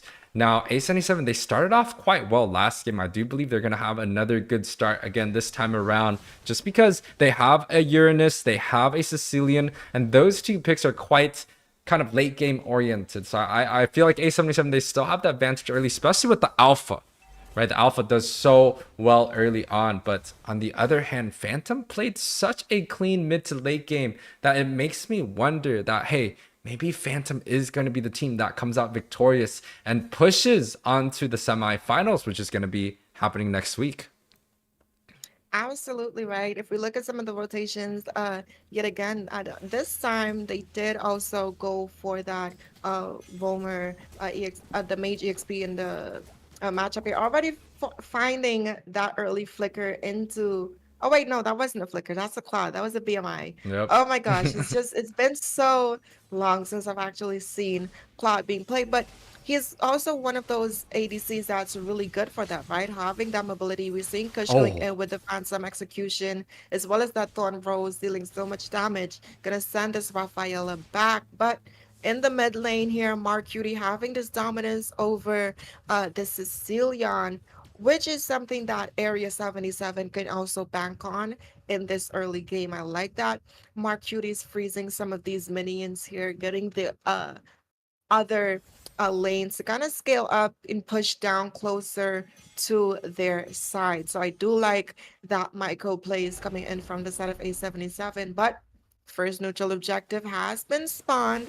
Seeing both Phantom as well as A77 kind of being around this EXP lane here. Seeing Basti putting some poke damage in, but the fight has begun, Yue.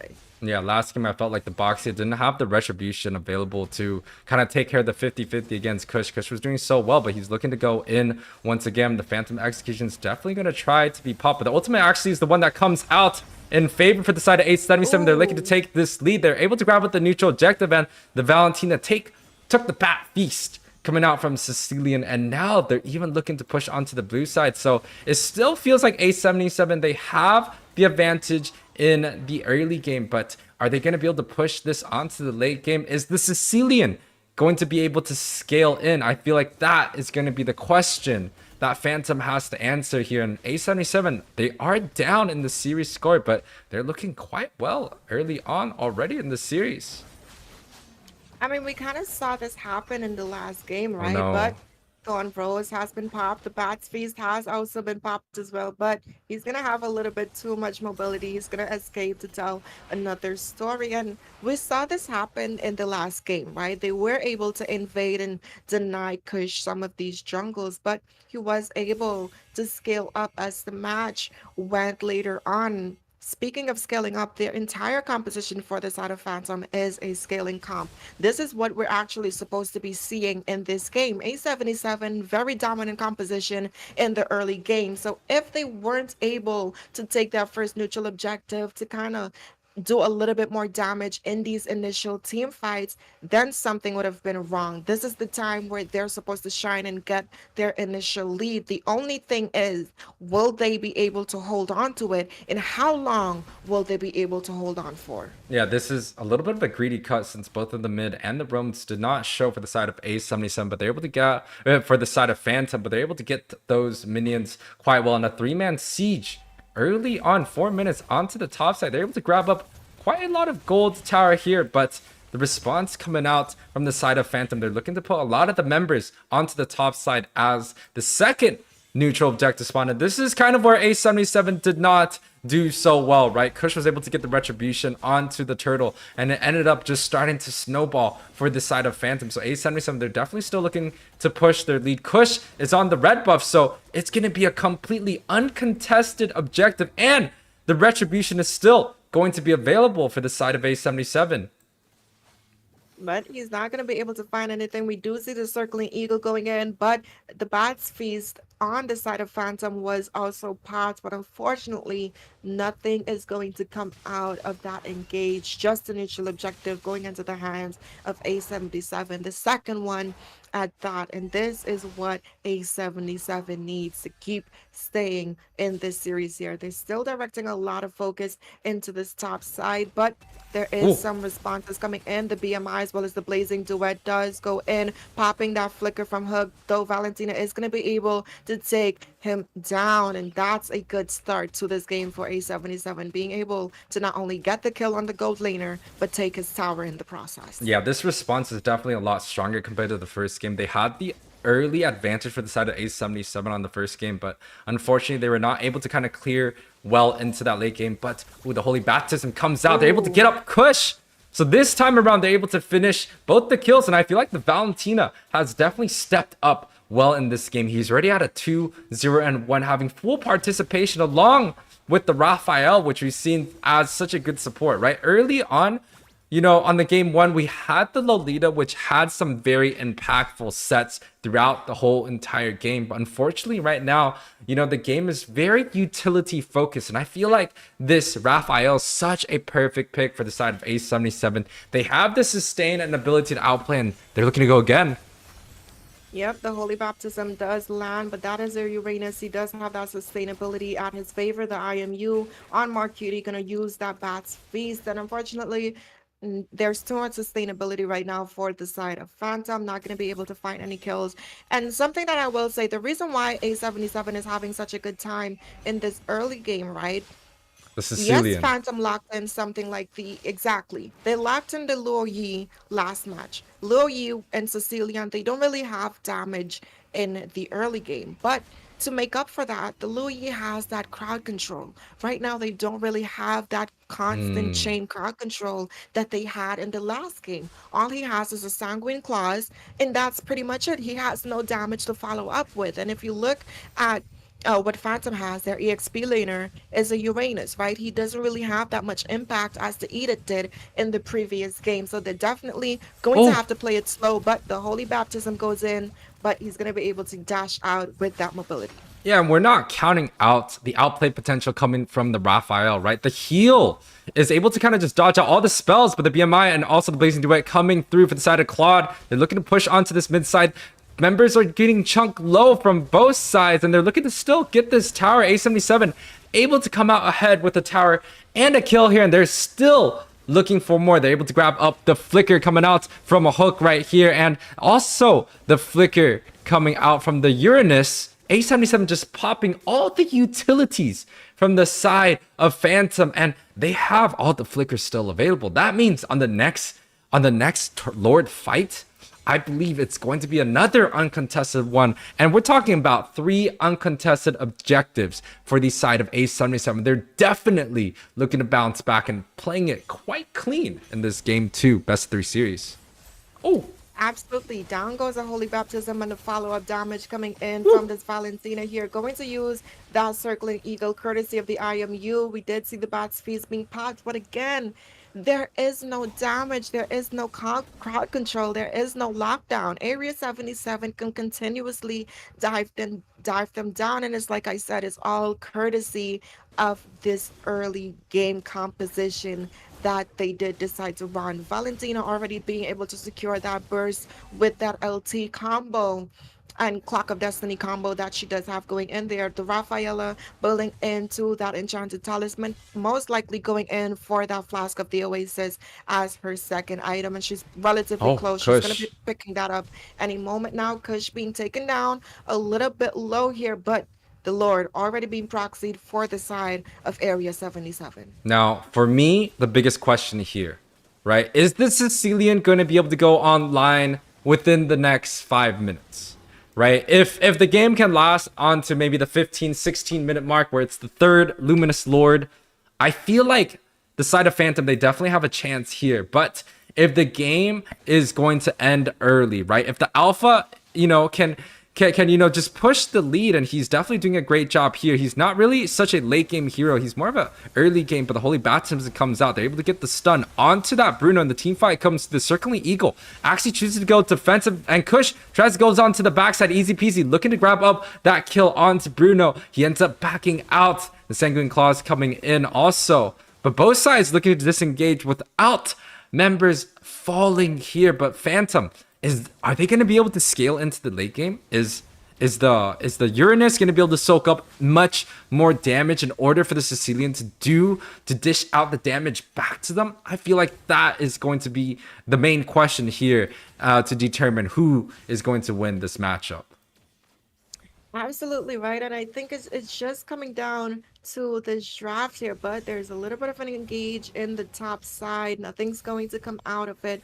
Bruno, though, he is starting to deal some of that damage, so I think Phantom, if they play it slow, they would be able to potentially see some comeback potentials coming in here. A77, though, not letting up. They really want to be able to take down this tower. We're seeing them going in. Look at the burst damage that's being played out there. The Rafaela providing some additional sustainability. They're looking for super jewels, but a good Holy Baptism coming in from this Rafaela was able to find a good stun there, and that's gonna let them take down this Bruno again. And he's not having such an easy time in this match as he did in the last game. Yeah, and for a second, I really thought Phantom had the team fight in their favor, but the outplay, the Holy Baptism, a hero that, we usually don't see him as a set right? But the Holy Baptism was able to grab up 2 targets. They're able to shut down Bruno, which is a priority target for the side of A77 to be able to kind of get down. And if they get the Bruno, they're definitely going to look to win onto this team fight, right? Lancelot, of course, building up to that tank position. The Sicilian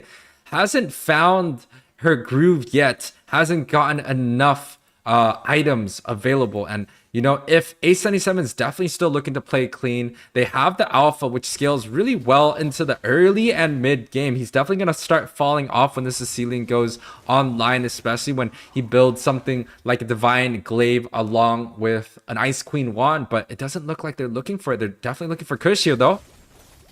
Yep, and they are going to be able to find him, but he is not going to be there in time for the first neutral objective, so A77 can definitely get their pathings right. And again, I just, the draft of Phantom, right? I feel like if they had like a support that actually heals, yes, they have some mobility with Basti there on this Matilda. It's just their composition doesn't really account for much in terms of that crowd control potential. If your roamer is lacking crowd control, you put some crowd control in your side lane. But unfortunately, they just went for the Uranus, and right now all he can do is deep cut.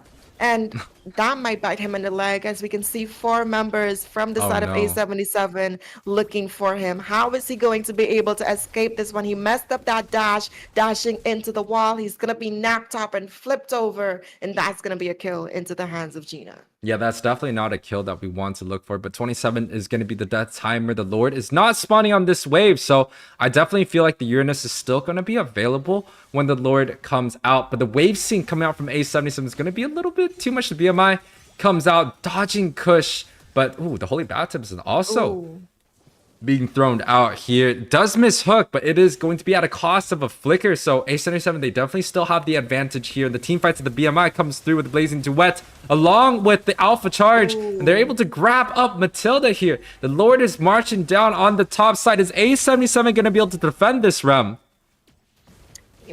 Only one way to find out, right? We did see that they were able to pick up that tower in the bot side. They're clearing out these minions pretty good. A nice Holy Baptism being played in, followed up by that killing spree and that double knockup. And that's going to be A77 evening off the scoreboard here, taking us 1-1 as they were able to pick up the second game of the series, taking us to a full 3-game series here, UA. Yeah, it is going to be 1-1 for the overall scoreboard. 10-2 is going to be the match score between A77 and Phantom. A77 able to pick up this game 2, bringing us to, you know, our second or third game 3 series. This is a 14-minute match, so typically when it comes to 14-minute matches, it's kind of a draft difference, right? It definitely feels like A77, they had the early game advantage. Alpha is one of those heroes that don't really scale well into the late game, so if they just make 1 or 2 more mistakes, A77 might fall underneath the wrath of the Sicilian. But unfortunately, A77, they played so clean, right? We saw the impact coming out from the Valentina in this game. 2-0-7, grabbing the MVP here. Jules also played a nice game here with that Edith pick. So, you know, overall, A77's composition just looks so good. Man, look at the kill participation, Rem.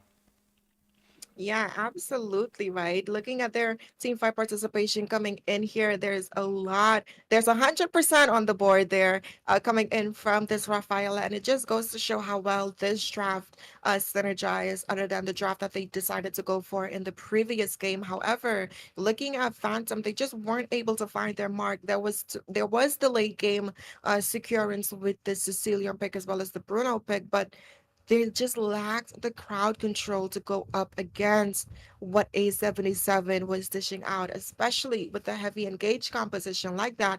You need something that could kind of disrupt that dive to kind of set them back. And that's why the Louis excelled rather than the Sicilian. So maybe keep that in mind. You can go for something that can scale into that late game, but make sure you still have something that can give you a little bit of edge in that early stage of the match as well.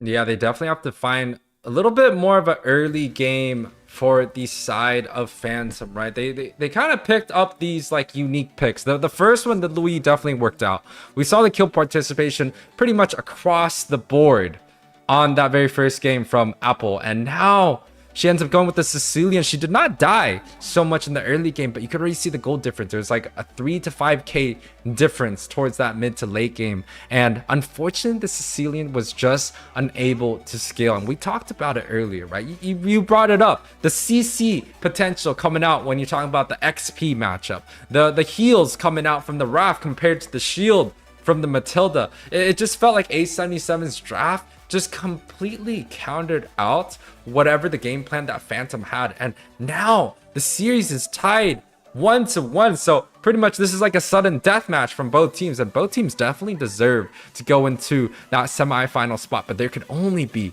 one team victorious in this series. Absolutely right. Looking at some of the bans, it's kind of mirroring what we've seen before. Nothing new under the sun for what these teams has been banning out so far. I'm expecting to see one of those supports being banned out, whether it's the Angel as well as the Raphael. Both of them arguably one of the strongest, two of the strongest supports, as well as this Matilda. But I feel like even if you decide to run, oh, they actually went and banned the quad. I'm not mad at it for the side of Phantom, because now they also get the option of picking up one of these strong support picks as well. And if I were to be ACS, I would definitely ban the Angela. I would ban the Angela. Well, now the Valentina is open, and I don't know if Apple wants to play the Valentina, because she's been playing all these different types of mages. The Louis, the Sicilian came out, and now the Valentina being denied from the side of A77, but they still have a lot of options available, right? We saw the Bruno getting picked up quite early. The Wrath, which did so well in game 2, is still available now. The Boxia, right? And the Lancelot, they could choose to pick that up themselves this time around, but I don't know if they really are opting to go for the Lancelot. I like this response, right? If it ain't broke, don't fix it. And the Raphael is definitely one of those heroes that do quite well in this meta against pretty much all the matchups. We see a lot of teams, prioritize this pick. Even though Raphael has been nerfed in the last few patches, she still is deemed one of the strongest roams in this game. Oh, this is a strong pick coming out from A77. Absolutely right. And kind of mirroring their prior picks from the previous game, having this Edith as well as the Raphael. They have some engage, they have some frontline presence just by having that Edith there. And it's like I mentioned, right? If you're running a support in your roam position, they usually have some level of crowd control. It's usually low, but it's still crowd control. And to make up for that, you put the presence in your EXP lane. So I'm hoping that this time we see Phantom give us a Lapu Lapu. He has sustainability, he has crowd control, he has dive potential. Give it a Teresla, he has CC, he has frontline, he has sustainability as well. So give us a little bit more in that EXP lane to really harmonize your composition a little bit more. Well, now that they chose to pick up Matilda and Lancelot, I feel like the Matilda's a little bit rushed. We saw the Matilda being picked up last game and the impact just was not enough. Now A77 has the options to pick up the first marksman, which I think they're definitely going to look to do. They had the Bruno being picked up both games. Now they can pick the Bruno, deny the Arithel pick coming out from the side of Phantom, and there's still a lot of other options available, right? We don't know if this Edith is going to be going mid. It could be like a mid Edith Raphael, which they used to do the Angela Edith onto the mid side, but I still feel like it might be a little bit stronger in the XP position, if not the roam position. I like the Edith in the roam the best. But with a Raphael being picked up already, I feel like the Edith is going to be slotted into that XP position. But Phantom now looking to pick out some of these bans. They have the junglers, so definitely the Boxia could be an option once again. But last game, Guaps played an alpha. How do we ban out a guy who's willing to go above and beyond these meta picks, picking up the alpha and completely denying Phantom's early game with that pick? Absolutely. And you said the Matilda is kind of rushed. I don't agree with it. I feel like if they let it go for the second phase, they would have found it out. I'm not sure that this side of Phantom is going to pick up something like the Arithel, but I also do like the bans coming in from this side of A77, right? Securing one of, if not the most dominant gold laner in these current meta, picking that up for themselves, and then kind of denying some of the heroes that can potentially go up against him and give him a run for his money in terms of scaling speed and scaling potential. Definitely smart drafting coming in from the side of A77, though. It's kind of putting the side of Phantom into a uncomfortable position, right? We saw the Erytho being played into the Edith. It didn't really go too well. And then you also have this Rafaela to combo with that as well. I feel like for the side of Phantom, oh, they banned out the Alpha. I would have honestly potentially let that walk and ban out something like the Lilia. I feel like this is a perfect Lilia game for more cutie to pick up in combo with this Rafaela as well as the Edith. The pick here gives you again some more aggression to your composition that you have so far, but I'm not too sure, but I would definitely like to see the Lilia being picked up here for them. Yeah, the Lilia also kind of provides an anti-dive mechanic with the black shoes, right? You know, the circling eagle coming in, the Lancelot with the Phantom execution, trying to go through the front lines of A77, reaching onto the black side, but Lilia can kind of just bounce back into play. I do think,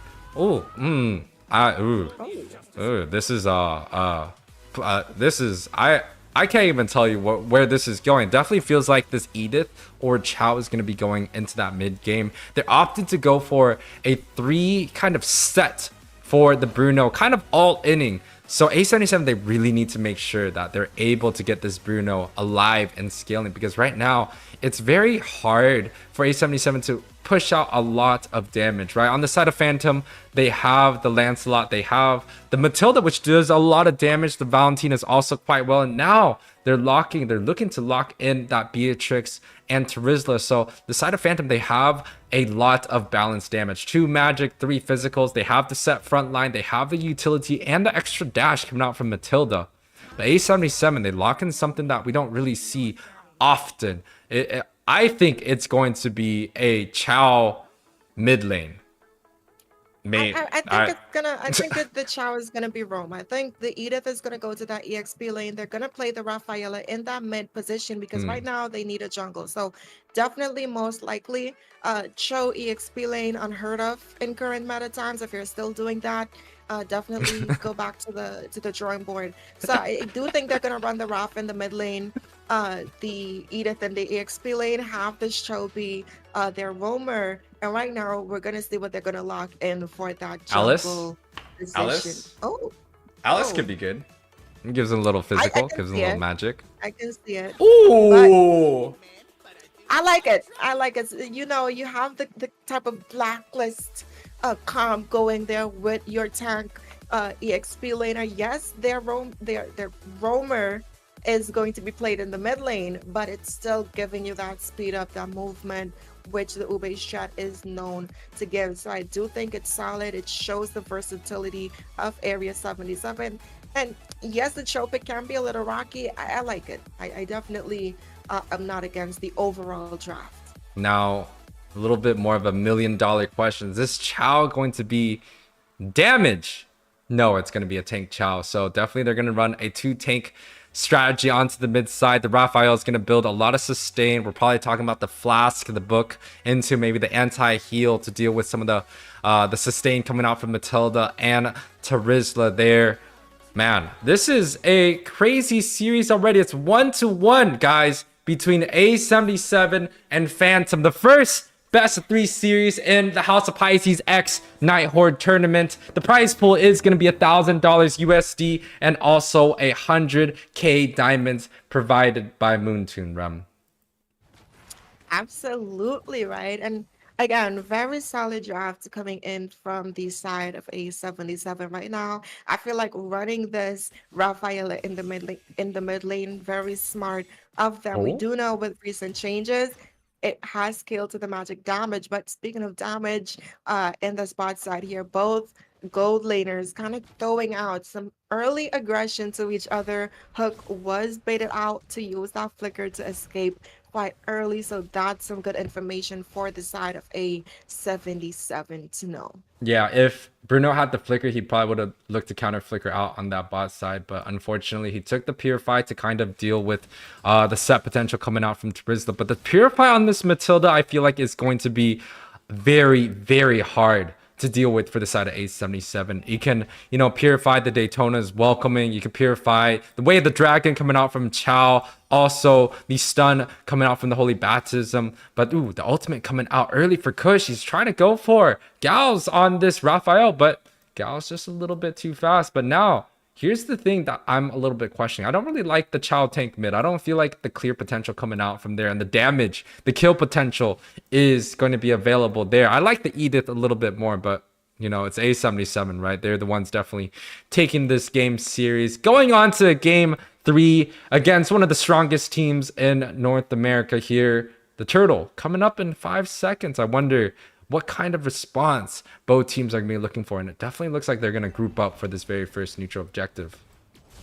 Yep, we're gonna see both junglers there. Well, the jungler from the side of A77 go back to the buff. So Phantom right now is trying to proxy it. We are seeing some level 4s for the side of Phantom.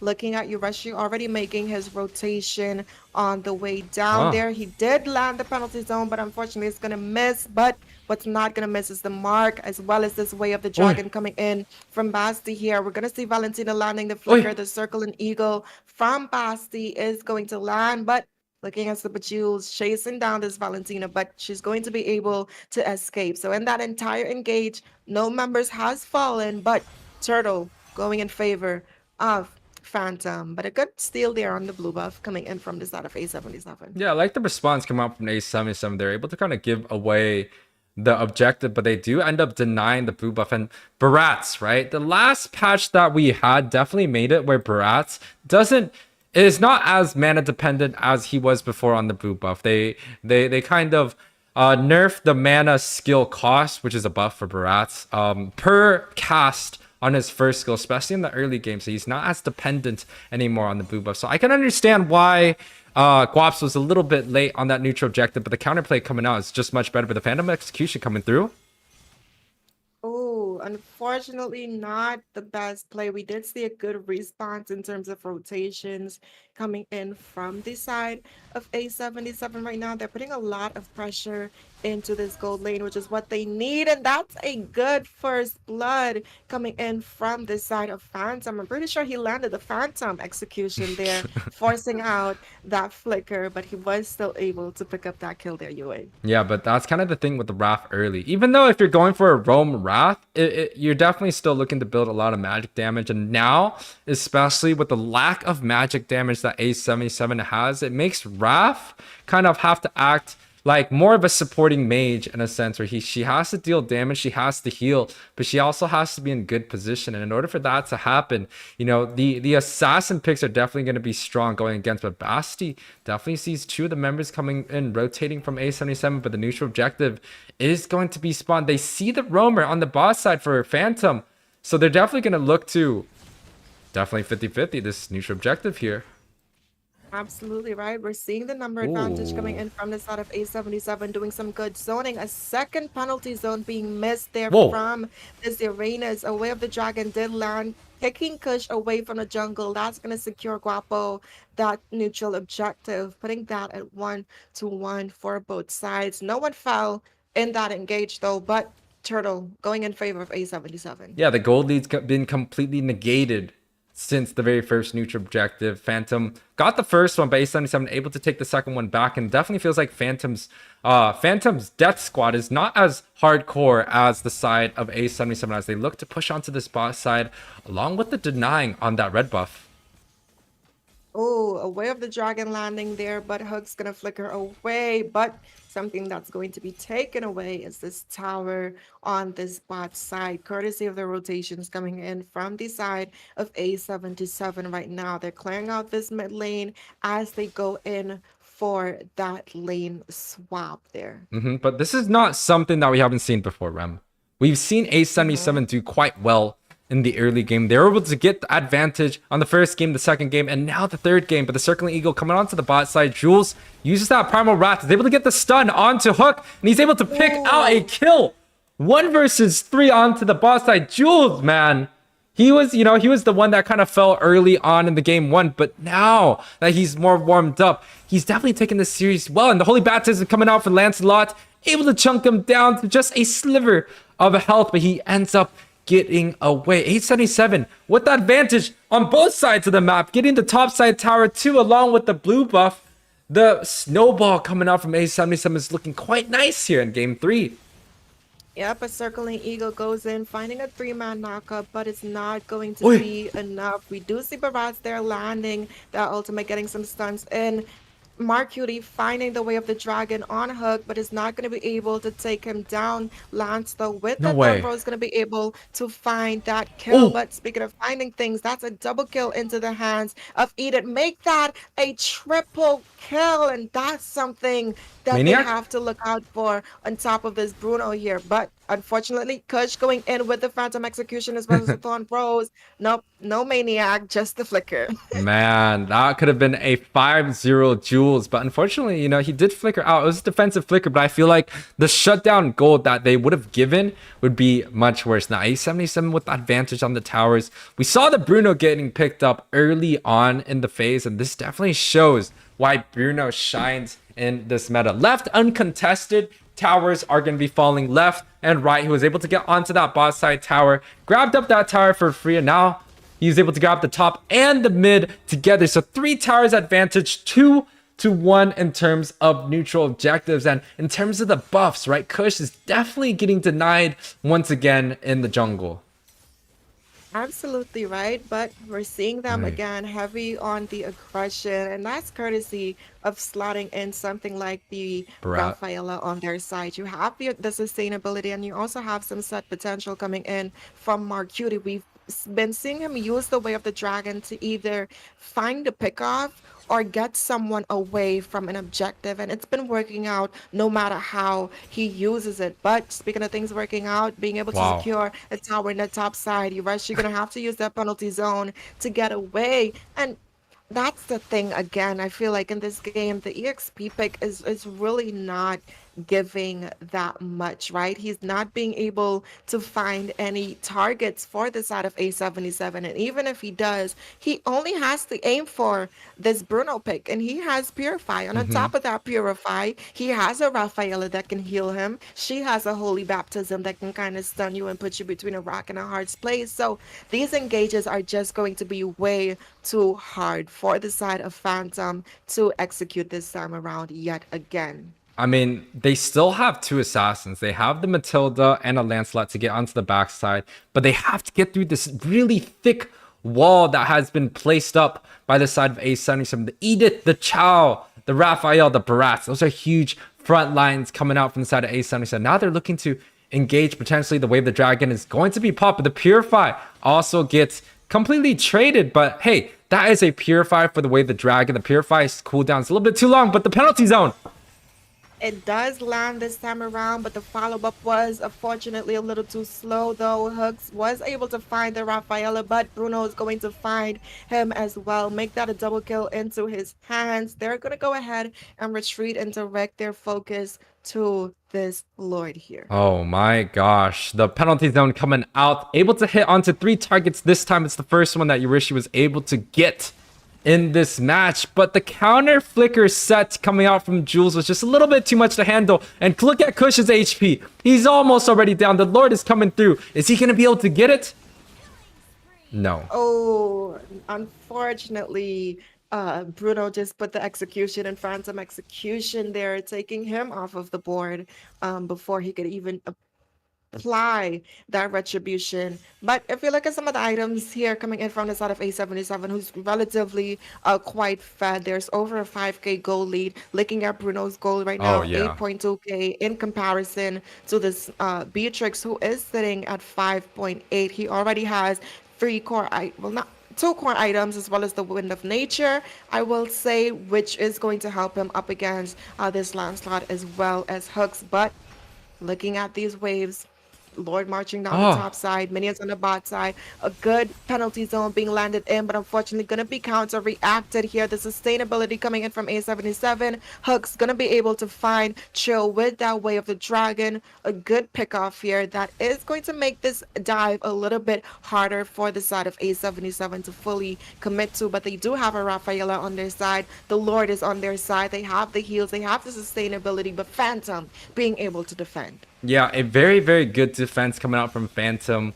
They're definitely able to get onto the priority target. Mar made a little bit small mistake, right? The penalty zone came out and he chose to kick them out, but ooh, the pick up, the toss up, but Basti is the one that's going to be CC, but the Circling Eagle comes through and they're going to be on this Barat, but I don't know if that's going to be the priority target. The Bruno comes through and also the 4-man penalty zone coming through for the side of Phantom, but the Daytona's welcome coming through. Jules doing big damage out of 5-0, picking up a double kill, looking at 6-0 right now. And A77 with a 3-man death from the side of Phantom. They're able to pick up 3 kills. And man, they're definitely going to be taking towers now. Absolutely right. We're seeing them trading out some of the tower damage. Unfortunately, Phantom does not have enough burst potential to defend as well as clear those lanes. And ladies and gentlemen, boys and girls, that's going to be a reverse sweep coming in from the side of Area 77. Ooh, A77 able to take out this game right here. It is going to be a 10-4 on the scoreboard, 11 minutes match, right? And well, I kind of pressed the button on my OBS, but I think we're still good here. Right here, A77 able to take the victory. The last pick, Barats, out of 107, doing quite well. And also the Bruno, right, during the first phase, also with no death. But I feel like the MVP definitely goes to Jules here. He was able to get a lot of counter sets with the Edith, had the flicker, was able to get the priority targets, and have the kill pressure. And look at his build. He's built that new Start Lithium site, but let's take a look at some of the datas. 80% kill participation for that Edith and also that Barat. So a lot has been done for the side of A77. Also 31% damage dealt for the Barat. But guys, A77 has gone victorious in this best of 3 series. A reverse sweep, just like what Rem said, you know, from the side of the aliens. But guys, we're going to take a small commercial break and we will be right back. Payback time.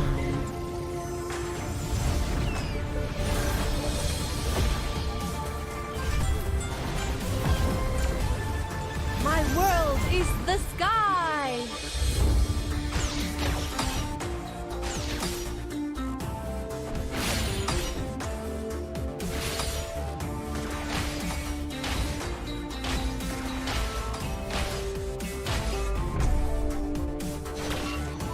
You don't know how close death is.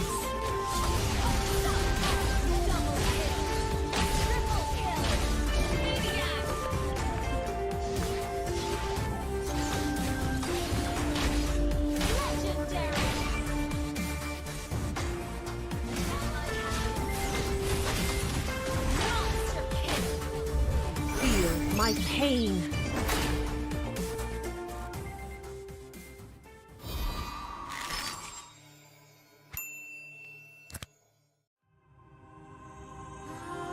The Creator gave light to the world, bringing life, warmth, and order. But from that act, darkness was born, and with it came death and chaos. These cosmic forces, 2 sides of the same coin, would shape the history of the Land of Dawn for millennia. With prosperity and enlightenment came suffering and brutality. Led by the God of Light and the God of Darkness, the 2 opposing forces dragged the fate of all living things into their eternal conflict. But through the sacrifices of countless forgotten heroes, the era of strife finally came to an end. The gods were banished from this world, and peace was restored. Life flourished soon after, and great civilizations sprung up across the world. Erudicio among them. This would be known as the Golden Age. Of course, this is our history that every scholar in Erudicio knows by heart. But when I was swept into the infinite gateway, I looked back and saw something different. I saw the North consumed by the blight of war. I saw the Great Plains ravaged and soaked in blood. I saw the forests and mountains turned against each other. I saw a broken world engulfed in flames. We were foolish to think the gods had been vanquished. Even now, their influence drives us toward destruction. And their return will bring about the great calamity. I can no longer afford to be a bystander, and neither can you, or anyone else who calls this world home. Now is the time to take our stand. So, where do we start?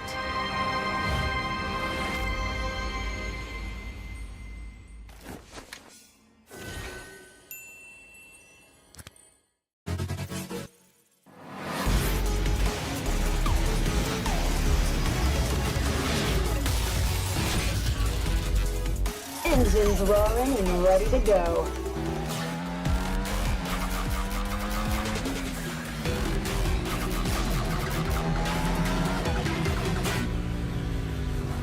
Nothing beats the adrenaline rush. 3, 2, 1, go! I feel like a monster on this thing. Heads up!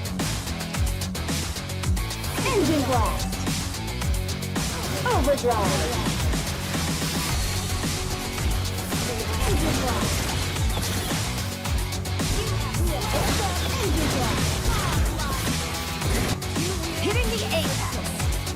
Too slow. Out of my way. Hitting the apex.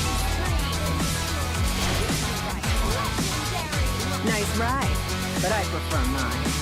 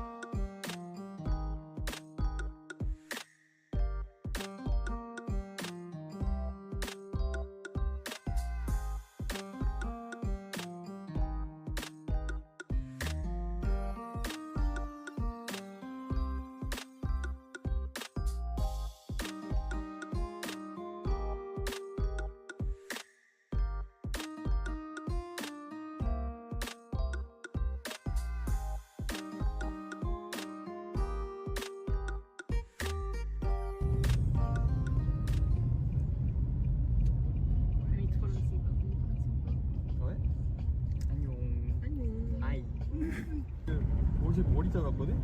I become a bowl cut, guys. 여기 옆에 다 지우네. 아니야. 아니 그냥 하나 틀어 하기가 여러 가지 있는데 몰라가지고 틀어 하기 싫은 거야. 그냥 다 잘랐으니까 괜찮겠다고 나도 그래서 보통 잘 자르는데. Anyway, that's repaint.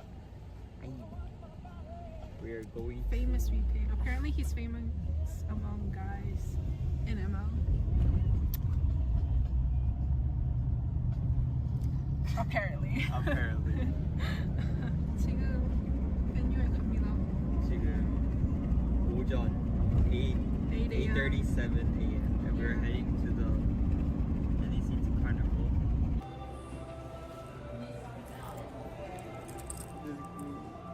hard time coming in here? Had a really hard time coming in, but we made it, and then we got our staff.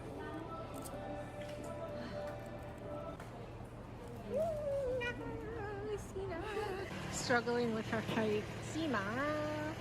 We're like decorating right now. We have to make a hashtag NACT. Someone for 7th anniversary?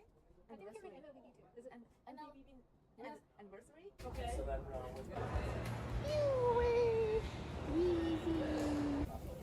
Look at those tassels. We put it up here thinking it was a good idea. It's like a little backdrop. And when the wind is so strong, it keeps coming. Like it has no control. And then I blew all those balloons. Man, I did a whole year worth of long exercise because of this. It says happy 7th birthday. Check-in. Welcome to the check-in booth. This is where you check in. The struggle.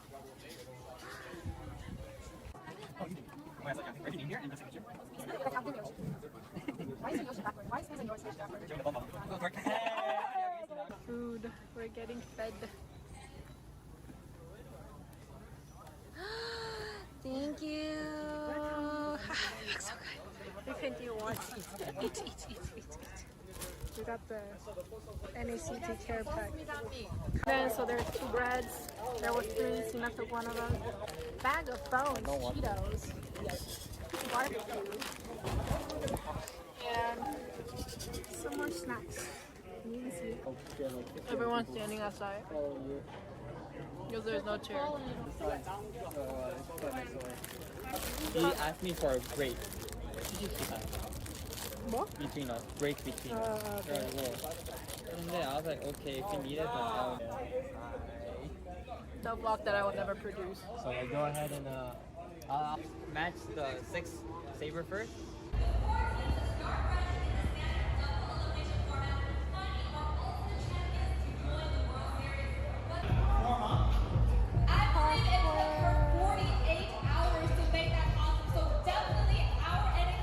Guess who came late? This girl came late, but she got us coffee. This is what the staffs / VIPs do when the games are going on. She's taking a bill. 2 girls.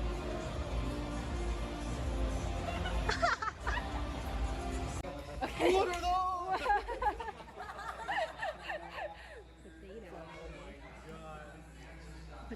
No, real wait. I don't have my phone on me. Fuck. I'll show you in Target. Alright. We did the forehead thing. We were on our way to UA's place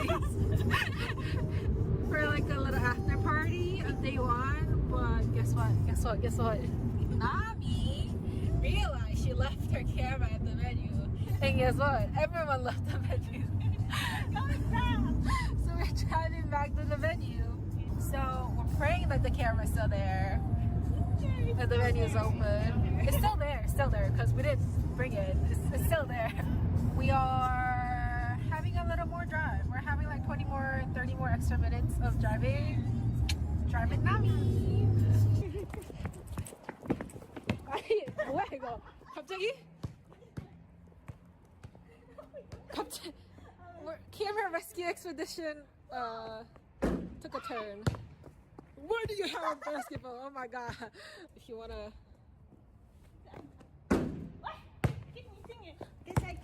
Nami kinda suck at basketball. Third try, no charm. Nami, what if they lock the door? We need your camera. Oh my god. You got this, girl. Yes! We can go home. We can't, not home. We can get dinner now. Yes. Finally, yay! Dinner time! The camera's back to its Nami. We got our dinner. Nami. We got our dinner! We're going to UA's place now because we are gonna hang out and drink a little. Yeah, it's our house. Let's close the gate. Oh my god, that must be his dog's bed.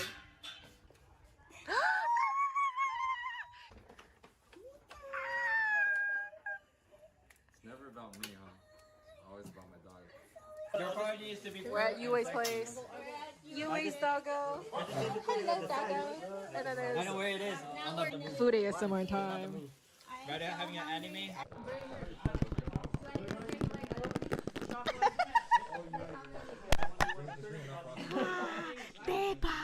대박. There's an egg. 달걀, 계란. How do you say egg? tamago. Tamago. No, that's Japanese. 계란. That's Korean. What's that? Itlog. Yeah. Getting red. No, blue zone. 15 seconds. No, just ask me what. Just finish that first.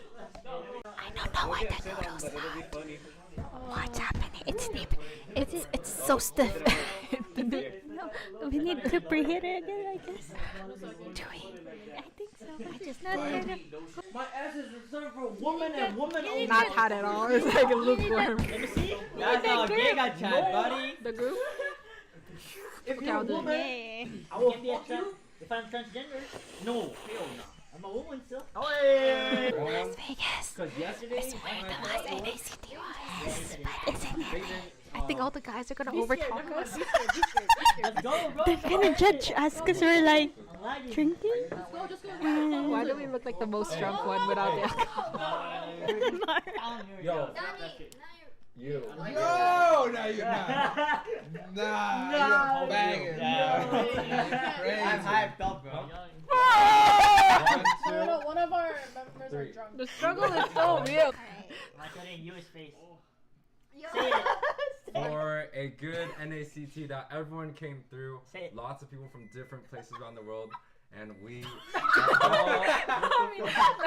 Yo! Okay. Not the Louis Vuittons!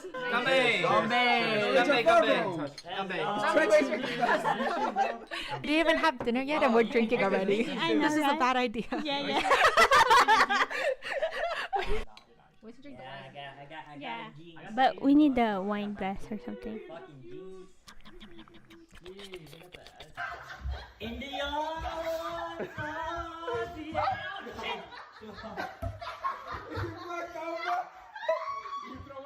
What was on the road? Was it a trash can? Where was the trash can in the middle of the road? saw a trash on the road. Crazy. Ah, that's my ex. On the middle of the road, he's committing suicide. That's my ex. I'm cheap, still hit a chick like, yo, can I borrow your Netflix? She a feminist, she think I'm sexist. Twisting my words, I'm fishy dyslexic. Give me my space, I'm intergalactic. Before I give you my Insta password, I'll give you the pin to my Amex. Alright. This ain't stainless steel, it's platinum. I totally forgot about recording anything, but there's Sina with Layla, Raz, Basha, and there's a one too. Don't know her name yet. Yes. You can write your name, in-game name, something you. The game didn't even start yet. She's like, at the party. General is here. Gaza General is here.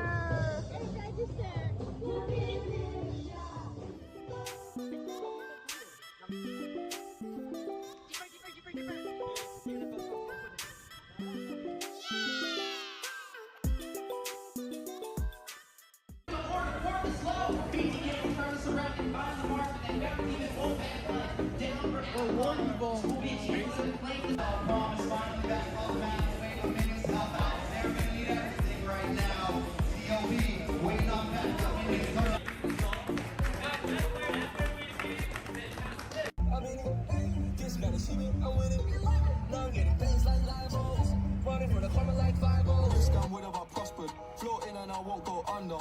Been out of town for a month. Absence made the love grow fonder. UK rapper, UK drill, gotta mention my name. If you talk about it and them celebrate Eid, the trap's still running on Christmas Day. How can I be homophobic?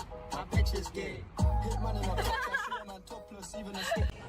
I brought my phone charger, but I forgot my phone. I don't bring it.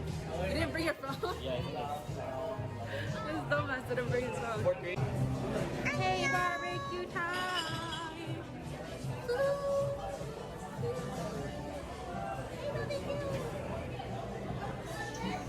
My husband was here. This is my bias. Oh, that's your bias? Mommy likes Stray Kids. I like Shiga.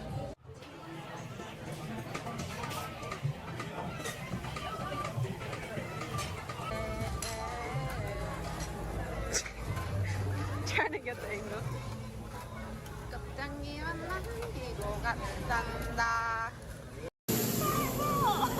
Oh my god, okay.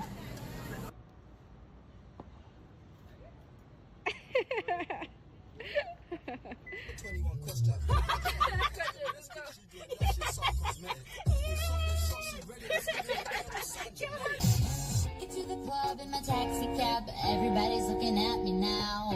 Like, who's that chick that's rockin' kicks? She gotta be from out of town.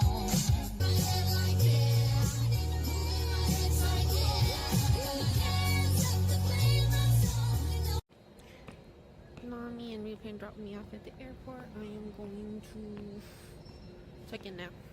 I'm gonna check that into order of security. I'll talk to y'all after that. Bye bye. It's in stainless steel, it's platinum. Dinner table, I got manners. T-shirt tucked in napkin. Still loading us the caption. I've only amounted a minimal fraction. Eat good, I got indigestion. There's snow in my hood, no aspirin. Can't get rid of my pain with aspirin. Dave just came in at Aston. I'm making that Maybach music. They're trying to insult me, I'm telling them something. I may ask. Payback time.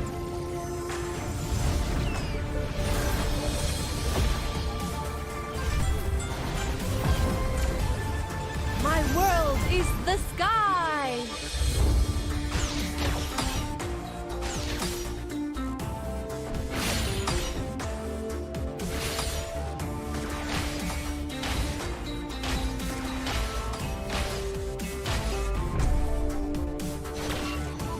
You don't know how close death is.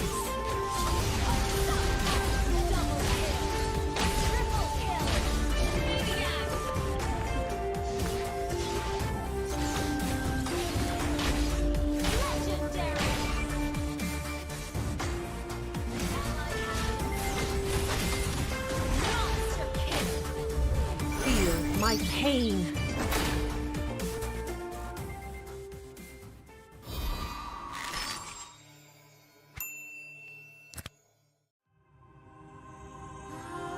The Creator gave light to the world, bringing life, warmth, and order. But from that act, darkness was born, and with it came death and chaos. These cosmic forces, two sides of the same coin, would shape the history of the Land of Dawn for millennia. With prosperity and enlightenment came suffering and brutality. Led by the God of light and the God of darkness, the two opposing forces dragged the fate of all living things into their eternal conflict. But through the sacrifices of countless forgotten heroes, the era of strife finally came to an end. The gods were banished from this world, and peace was restored. Life flourished soon after, and great civilizations sprung up across the world. Eruditio among them. This would be known as the Golden Age. Of course, this is our history that every scholar in Eruditio knows by heart. But when I was swept into the infinite gateway, I looked back and saw something different. I saw the North consumed by the blight of war. I saw the Great Plains ravaged and soaked in blood. I saw the forests and mountains turned against each other. I saw a broken world engulfed in flames. We were foolish to think the gods had been vanquished. Even now, their influence drives us toward destruction. And their return will bring about the great calamity. I can no longer afford to be a bystander, and neither can you, or anyone else who calls this world home. Now is the time to take our stand. So, where do we start?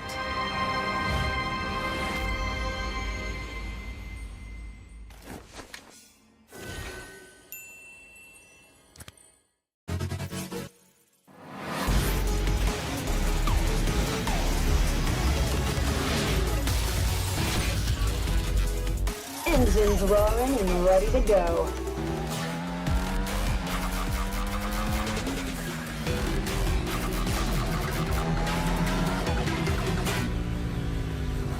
Nothing beats the adrenaline rush. 3, 2, 1, go! I feel like a monster on this thing. Heads up! Engine blast! Overdrive! Engine blast! Heads up, engine blast! Hitting the apex. Too slow. Out of my way. Hitting the apex. Nice ride, but I prefer mine.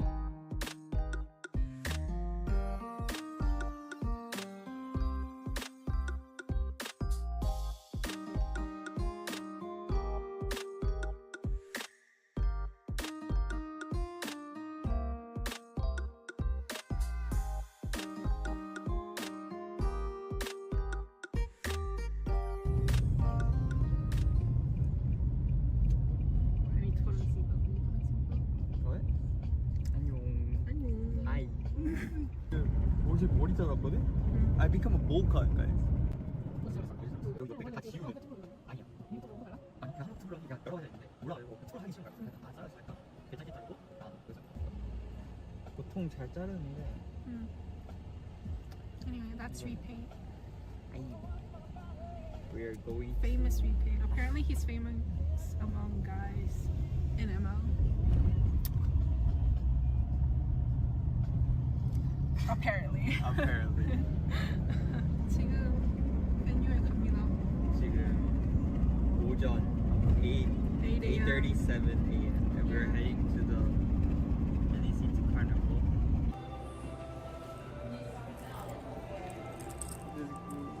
Had a hard time coming in here. Had a really hard time coming in, but we made it and then we got our staff.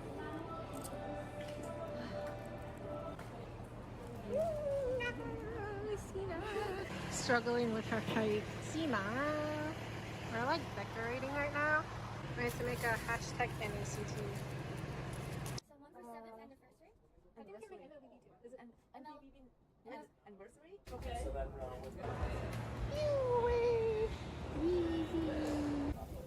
Look at those tassels. We put it up here thinking it was a good idea. It's like a little backdrop. And when the wind is so strong, it keeps coming, like it has no control.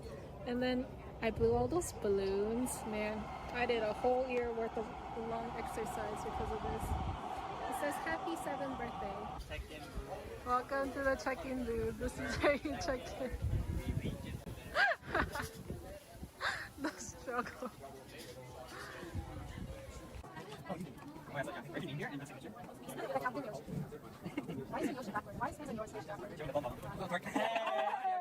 Food. We're getting fed.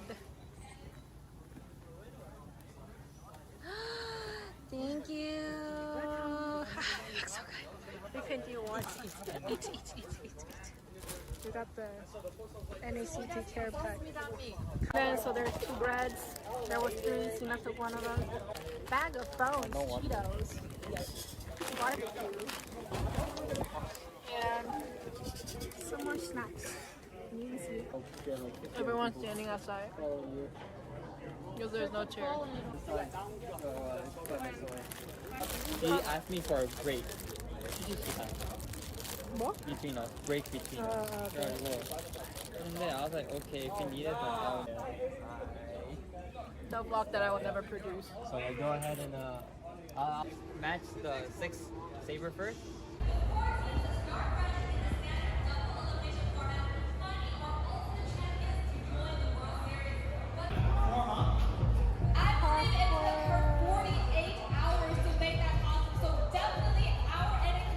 Guess who came late? This girl came late, but she got us coffee.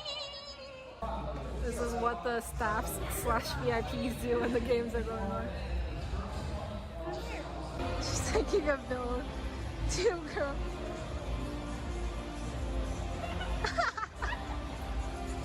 Okay. What are those?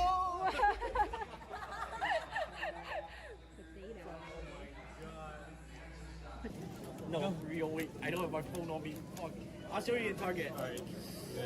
We did the forehead thing. We were on our way to UA's place for like a little after party of day 1, but guess what? Nami realized she left her camera at the venue. And guess what? Everyone left the venue.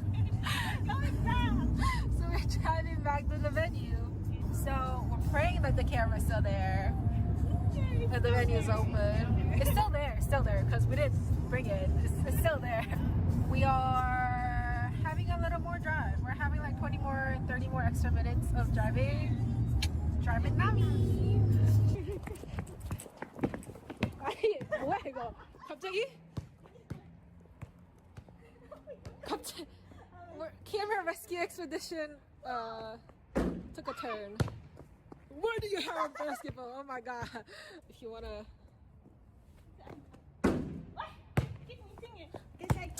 Nami kinda suck at basketball. Third try, no charm. Nami, what if they lock the door? We need your camera. Oh my god. You got this, girl. Yes!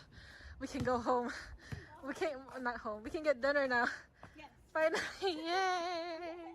Dinner time! The camera's back to its Nami. We got our dinner. Nami. We got our dinner! We're going to UA's place now because we are gonna hang out and drink a little. Yeah, it's our house. Let's close the gate. Oh my god, that must be his dog's bed.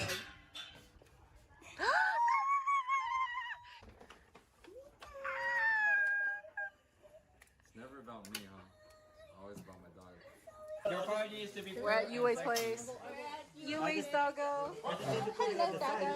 And then there's I know where it is. On the food ASMR time. right there, having an anime.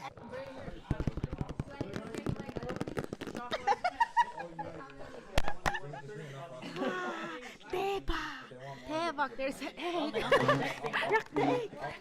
달걀, 계란. How do you say egg? Tamago. No, that's Japanese. 계란. That's Korean. What's that? Itlog. Yeah. Getting red. No, blue zone. 15 seconds. But just ask me what. Let's go! Just finish that first.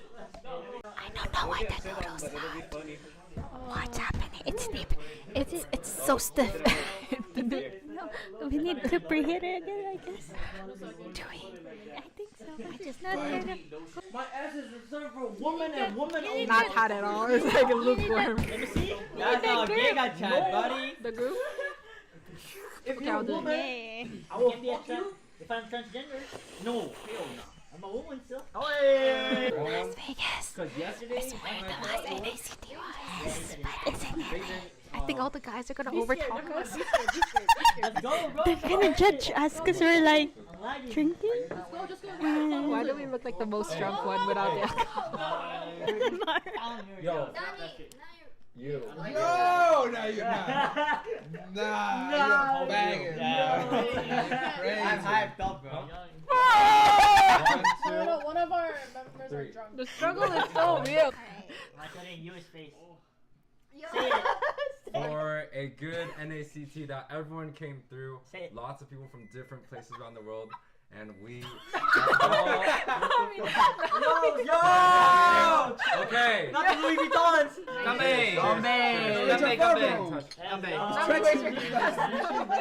Do you even have dinner yet and we're drinking already? I know, this is a bad idea. Yeah.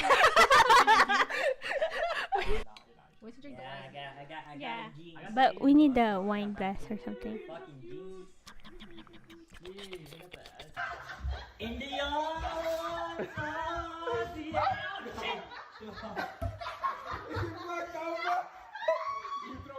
What was on the road? Was it a trash can? Why was the trash can in the middle of the road? I saw a trash on the road. Crazy. That's my ex. On the middle of the road, he's committing suicide. I'm cheap, still hit a chick like, yo, can I borrow your Netflix? She a feminist, she think I'm sexist. Twisting my words, I'm fishy, dyslexic. Give me my space, I'm intergalactic. Before I give you my Insta password, I'll give you the pin to my Amex. Alright. This ain't stainless steel, it's platinum. I totally forgot about recording anything, but there's Sina with Layla, Raz, Basha, and there's a one too. Don't know her name yet. Yes. You can write your name. In-game name, something you... The game didn't even start yet. She's like, after party. General is here. Joseph General is here.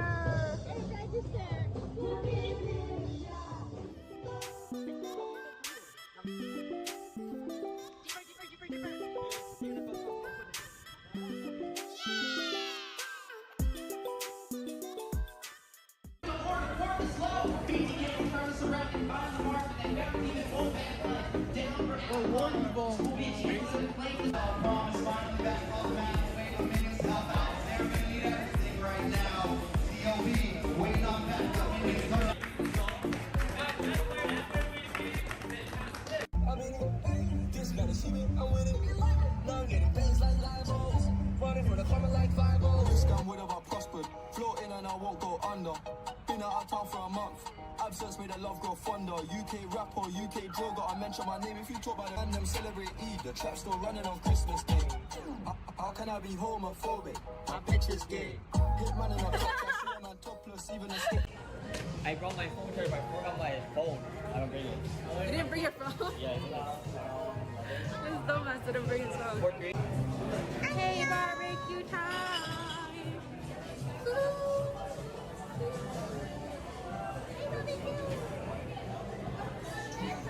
My husband was here. This is my bias. Oh, that's your bias? Nami likes Stray Kids. I like Shiga.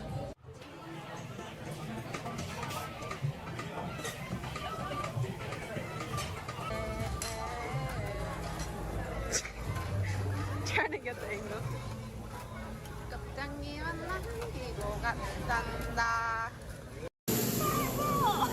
Oh my god, okay.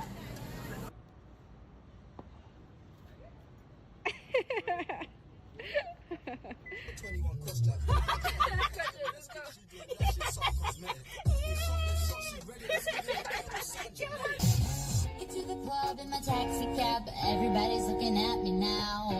Like, who's that chick that's rockin' kicks? She gotta be from out of town.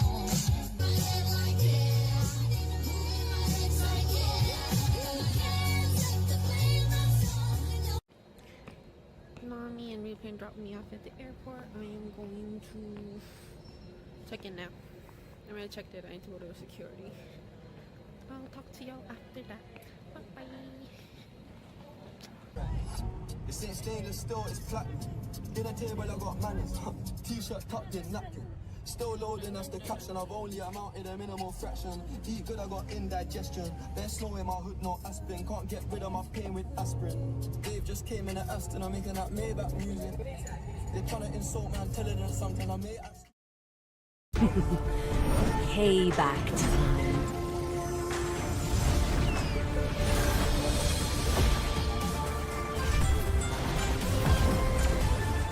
My world is the sky!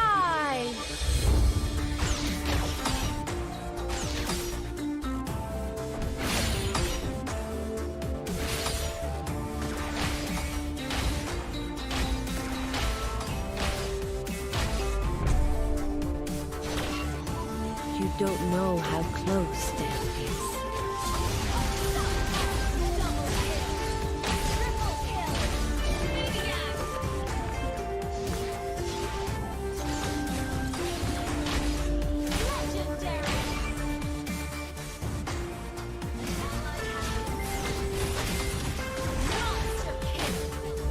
Feel my pain.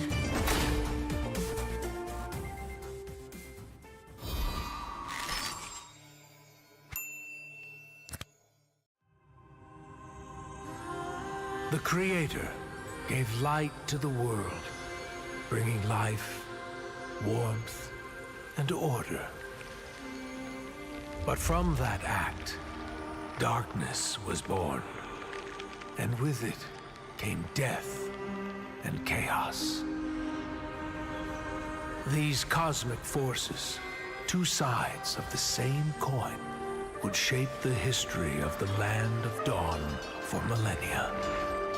With prosperity and enlightenment came suffering and brutality.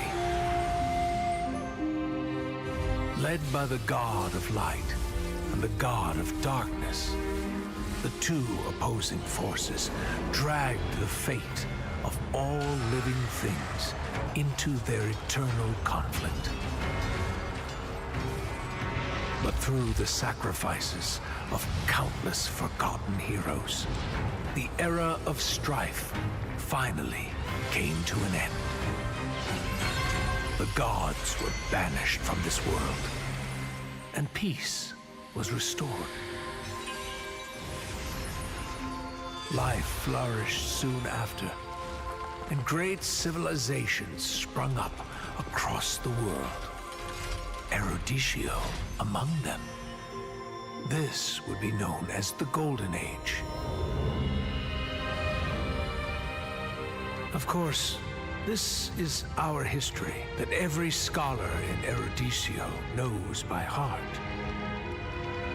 But when I was swept into the infinite gateway, I looked back and saw something different. I saw the North consumed by the blight of war. I saw the Great Plains ravaged and soaked in blood. I saw the forests and mountains turned against each other. I saw a broken world engulfed in flames. We were foolish to think the gods had been vanquished. Even now, their influence drives us toward destruction. And their return will bring about the great calamity. I can no longer afford to be a bystander, and neither can you. Or anyone else who calls this world home. Now is the time to take our stand. So, where do we start?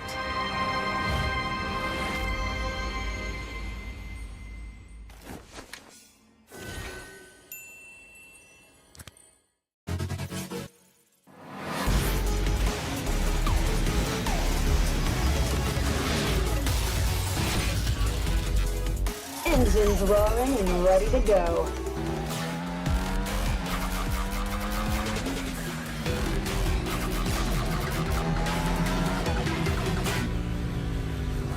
Nothing beats the adrenaline rush. 3, 2, 1, go! I feel like a monster on this thing. Heads up! Engine blast! Overdrive! Engine blast! Engine blast! Hitting the apex. Too slow. Out of my way. Hitting the apex. Nice ride, but I prefer mine.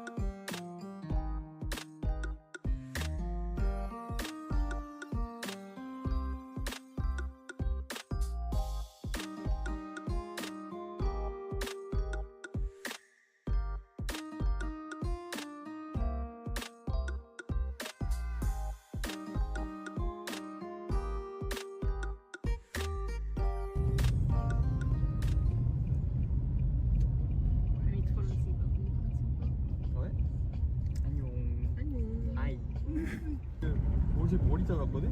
I become a bowl cut, guys. 여기 옆에 다 지우면 아니야. 아니 그냥 한번 툴을 하니까 여러 가지 있는데 올라가려고 툴 하기 싫은 거야. 그냥 다 잘라주니까 괜찮게 자르고 그래서 보통 잘 자르는데. Anyway, that's repaint. We are going Famous repaint. Apparently, he's famous among guys in ML. Apparently. Apparently. 지금 venue 갑니다. 지금 오전 8:37 a.m. and we're heading to the NECT Carnival.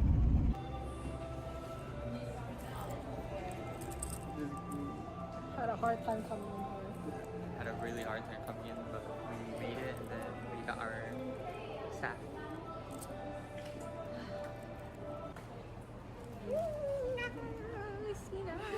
Struggling with her height. Sina. We're like decorating right now. We have to make a hashtag NACT. Someone for 7th anniversary? I think you do. Is it anniversary? Okay.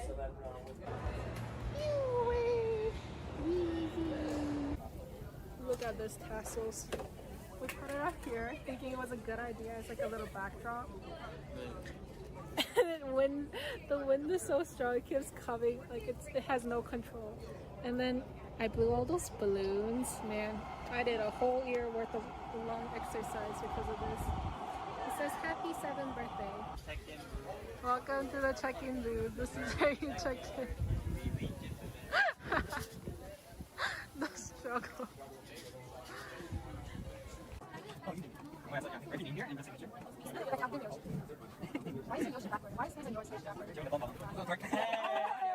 Food. We're getting fed. Thank you. Looks so good. We can do one. Eat. We got the NACT care pack. Then, so there's 2 breads. There was 3. Sina took one of those. Bag of bones, Cheetos, barbecue, and some more snacks. Everyone's standing outside because there's no chair. He asked me for a break. What? Between us, break between us. Okay. And then I was like, okay, if you need it, then I'll. The vlog that I will never produce. So I go ahead and match the 6 saber first.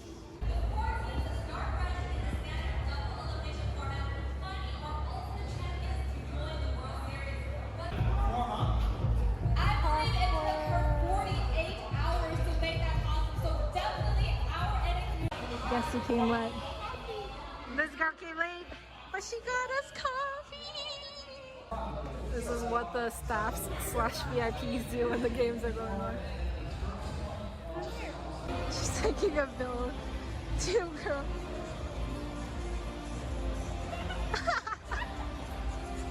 Okay. What are those?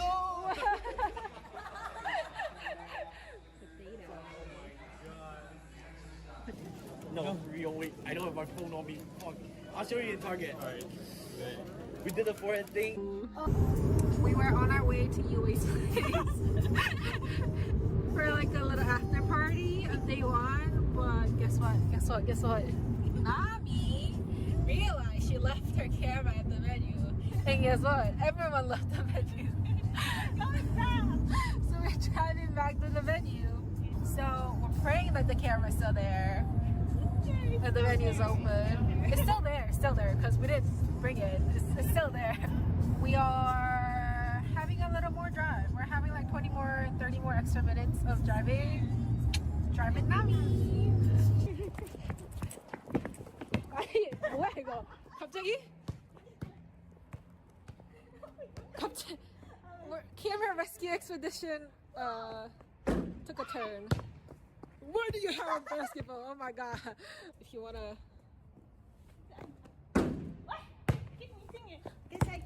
Nami kinda suck at basketball. Third try, no charm. Nami, what if they lock the door? We need your camera. Oh my god. You got this, girl. Yes! We can go home. We can't, not home. We can get dinner now. Yes. Finally, yay! Dinner time! My camera's back to its Nami. We got our dinner. Nami. We got our dinner! We're going to UA's place now because we are gonna hang out and drink a little. Yeah, it's our house. Let's close the gate. Oh my god, that must be his dog's bed.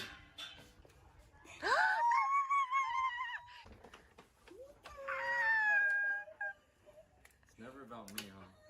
Always about my dog. Your party needs to be. We're at UA's place. UA's doggo. Hello, doggo. And then I know there's where it is. On the food ASMR time. right now having an anime.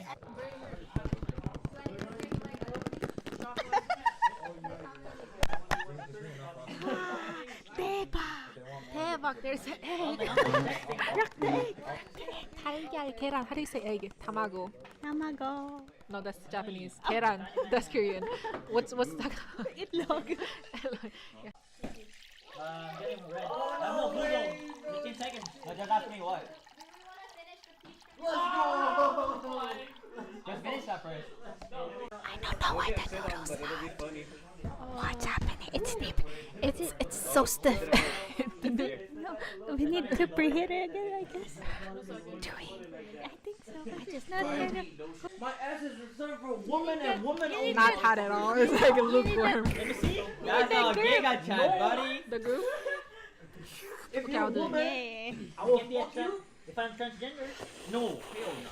I'm a woman still. Oh, yeah. Las Vegas. Because yesterday, It's where the last NACT was. But isn't it? I think all the guys are gonna overtalk us. let's go, bro. They're gonna judge us because we're like drinking. Why do we look like the most drunk one without the alcohol? Yo. You. No, no, you're not. Nah, you're banging. I'm hyped up, bro. One of our members are drunk. The struggle is so real. I'm showing you his face. For a good NACT that everyone came through. Say it. Lots of people from different places around the world. And we Yo! Okay. Not the Louis Vuittons!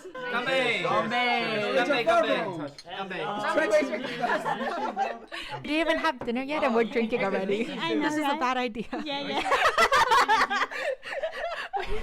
We should drink the wine. I got Yeah. jeans. But we need the wine glass or something. Fucking jeans.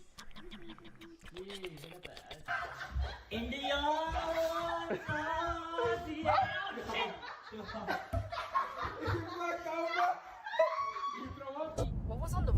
trash can? Why was the trash can in the middle of the road? I saw a trash on the road. Crazy. Ah, that's my ex. On the middle of the road, he's committing suicide. That's my ex. I'm cheap, still hit a chick like, yo, can I borrow your Netflix? She a feminist, she think I'm sexist. Twisting my words, I'm fishy, dyslexic. Give me my space, I'm intergalactic. Before I give you my Insta password, I'll give you the pin to my Amex. Alright. This ain't stainless steel, it's platinum.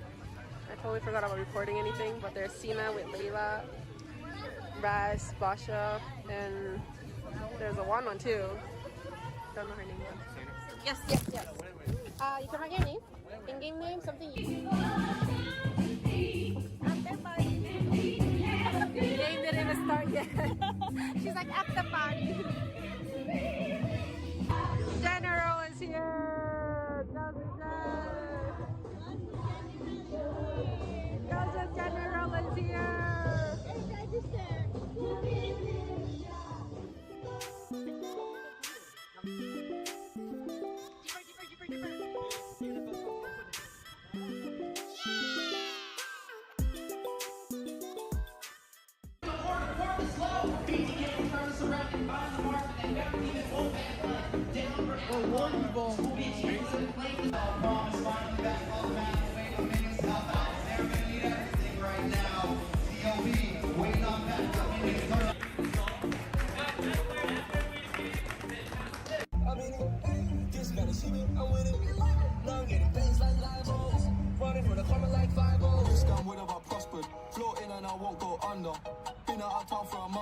Absence made the love grow fonder. UK rapper, UK droga. I mention my name if you talk about it and them celebrate Eid. The trap still running on Christmas Day.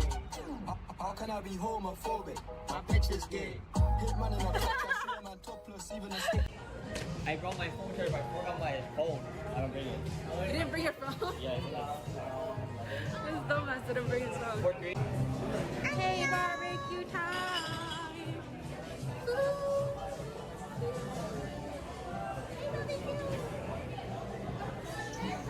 My husband was here. This is my bias. Oh, that's your bias? Mommy likes Stray Kids.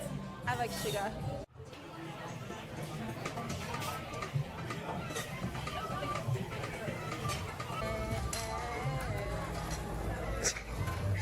Trying to get the angle.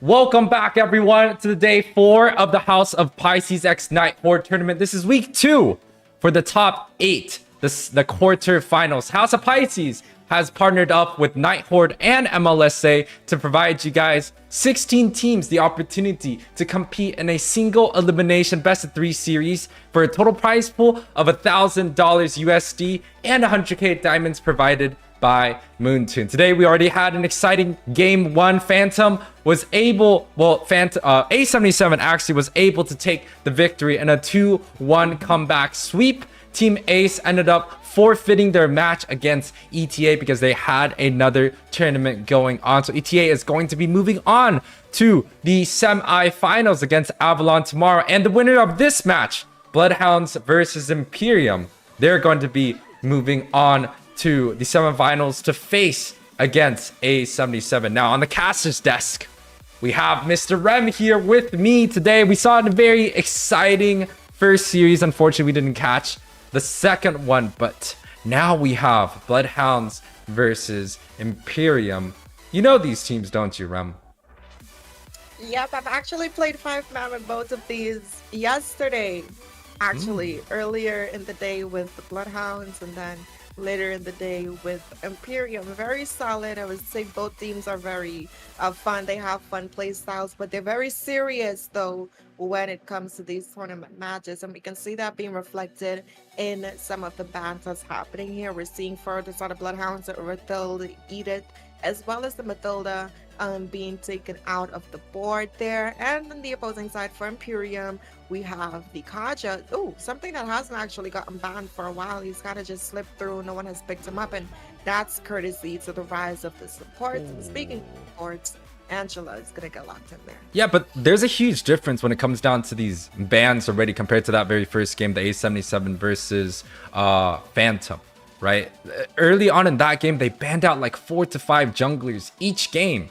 And this time around, they're choosing to kind of ban out some of the marksmen and even a lot of the roamers, and the Angela got let through. And we saw a very, very good Angela game coming out from the side of Phantom in the game 1. I think the KDA was 1, 0, and 22.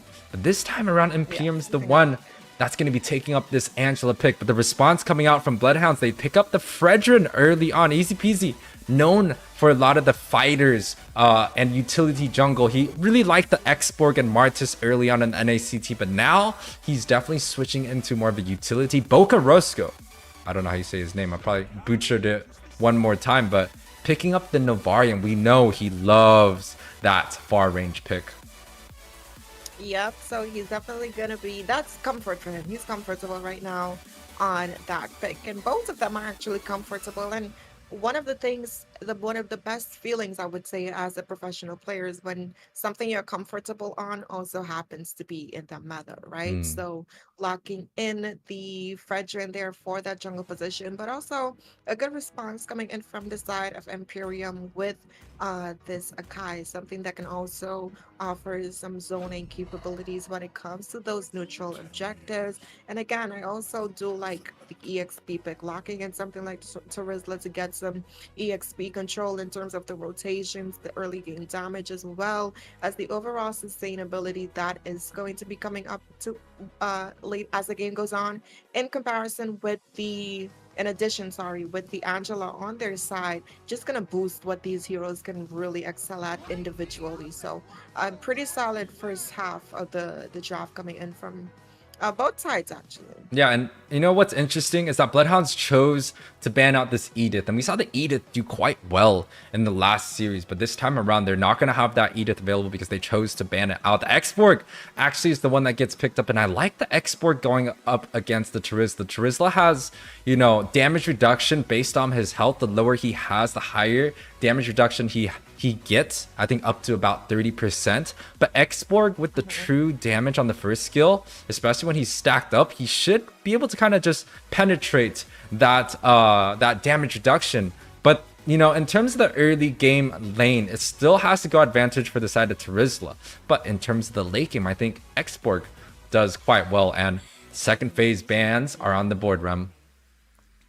Yeah, and a very solid ban coming out from this side of Bloodhounds. That carry definitely can be a little bit of a hard time for this veteran in particular, especially if he does get locked down by the penalty zone coming in from a trade there on the Terizla pick. And in addition to that, I mentioned any type of lockdown can potentially get that job done. So if Angela too is to land that immobilized, having something like the carry that can kind of just instantly burst you down can be some trouble there. I also do like the Minotaur ban coming in from the side of Empyrean.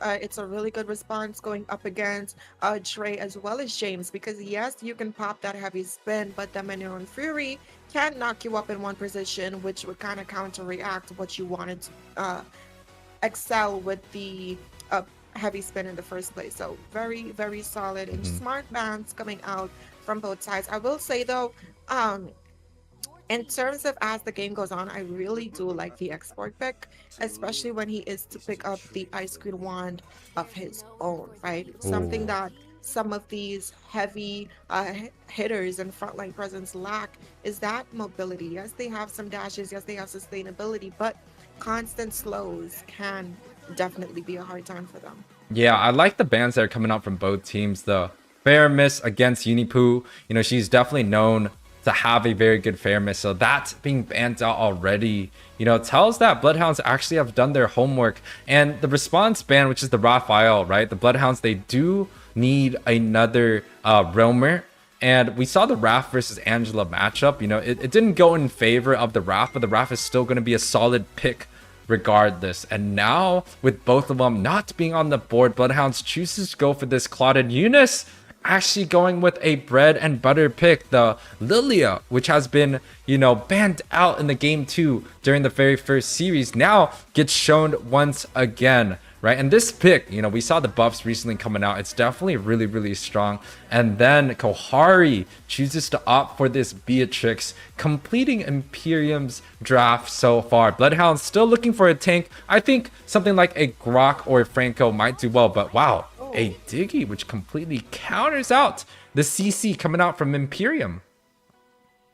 Very, very smart pick. Very solid pick. They already have the frontline presence coming in from Easy Peasy on the Fretchin. Dino as well is going to be able to have that sustainability once he does build in that Bloodless Axe and the additional spell vamp that is going to be coming in from the Ice Queen wand in addition to the emblem. So I think them just having that security is going to be enough to have something like this Diggy. But we're gonna going into the first game of the third and last series of today, Empyrean versus Bloodhounds, and I'm excited to see how this game is gonna go. What about you, Yue? Yeah, I'm definitely excited to see both of these teams are fighting for a grand total of $1,000 USD and also 100k diamonds provided by Moonton. Once again, this is the Nighthorde versus the Nighthorde X House of Pisces tournament, but we are going straight into the match now. I feel like this Diggy last pick is going to smell a lot of trouble for the side of Empyrean, right? They have the Akai and they also have the Terizla, and Diggy is going to be so good going up against both here. And you know, it's such a strong pick in this current meta because there's so many supports that do so well in all of these games, and Diggy's it's just going to be hard. So I feel like Empyrean, they have to try and see how they could pop this time journey before any of these team fights start. And Toadnak already hitting the level 2, Bloodhounds opting to do for a 2-man level 2 on the XP side early on in this match.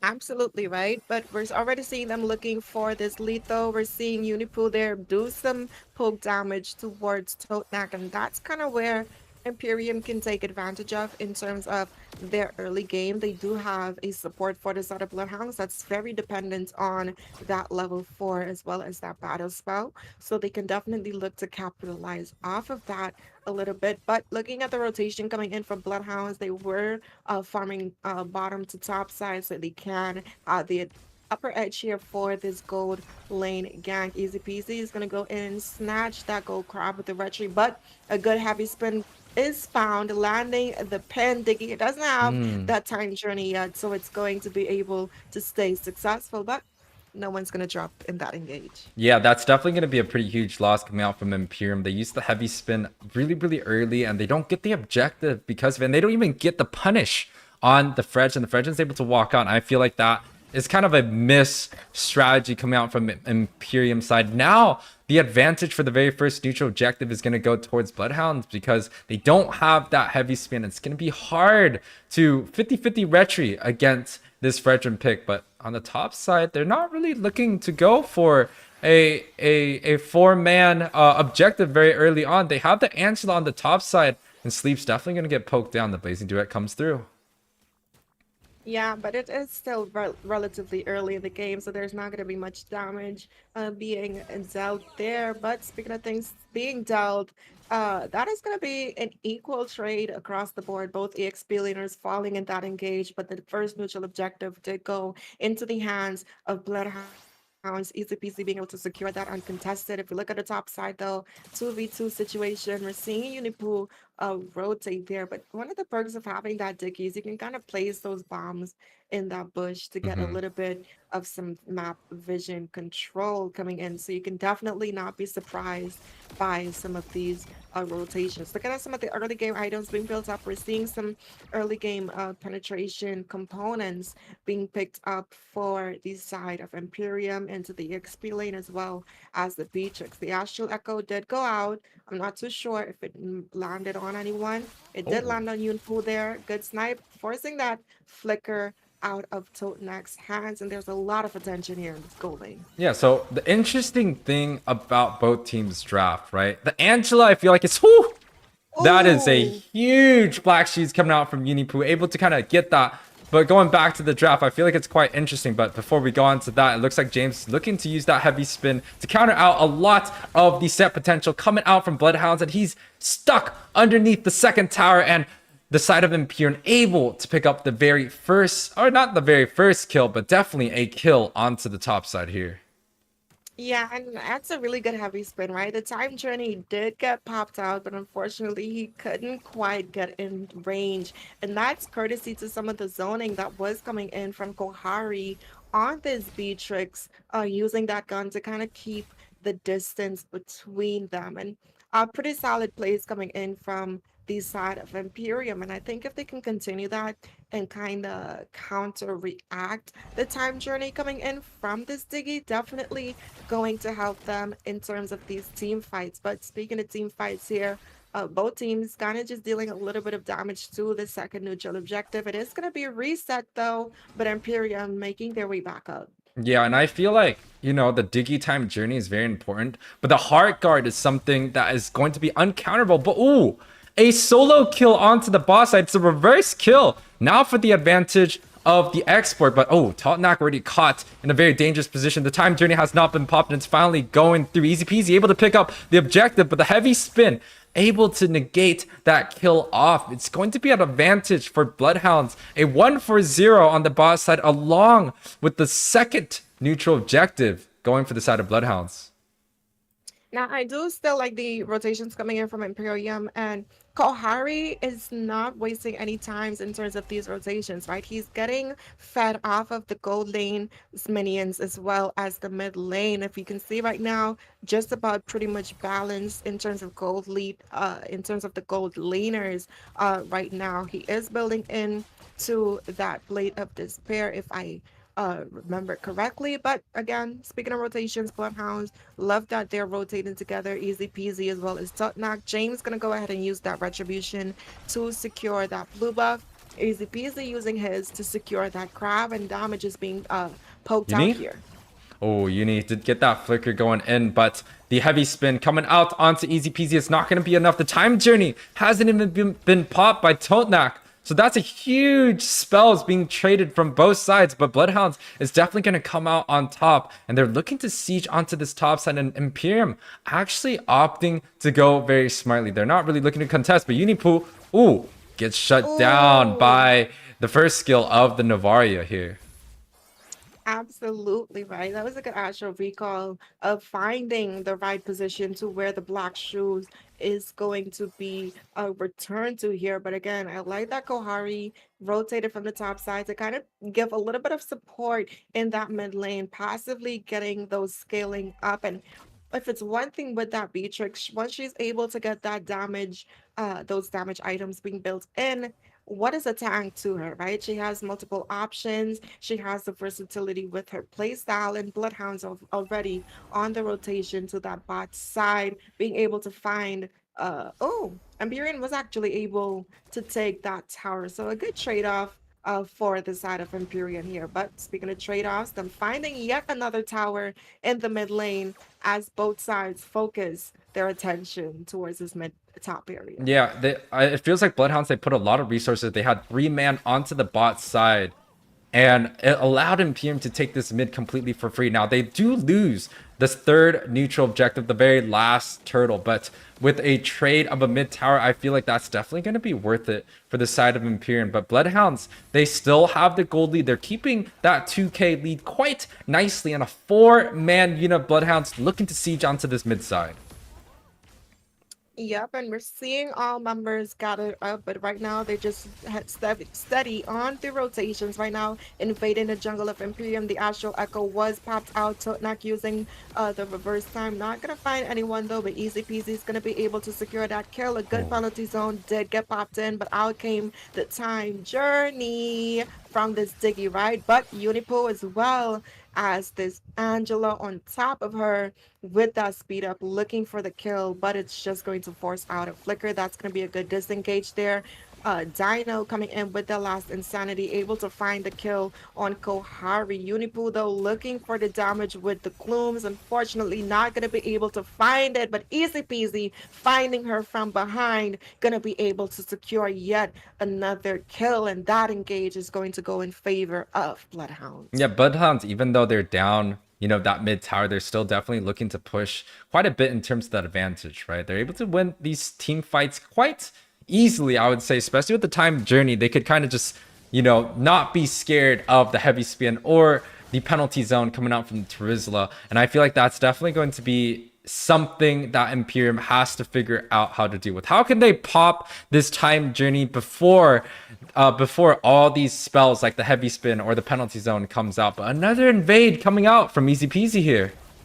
Yep, down goes the Astral Echo, Echo. But it's only gonna land on 2 members. Not much is gonna come out of that engage. We are seeing Bloodhound zoning as Sleeps focuses on this tower. But a good heavy spin has been landed on Boca Roscoe. Out came the time journey though. We do see the bombs coming in from Unipool Kohari as well. Oh. Down goes the Appraiser's Wrath. Not going to connect to anyone though. A good penalty zone being landed in there, but unfortunately there's just too much sustainability and not so much damage just yet. Yeah, Bloodhounds, they're definitely taking this game quite well. The Diggy, I feel like, is just a little bit too much to handle for the side of Empyrean.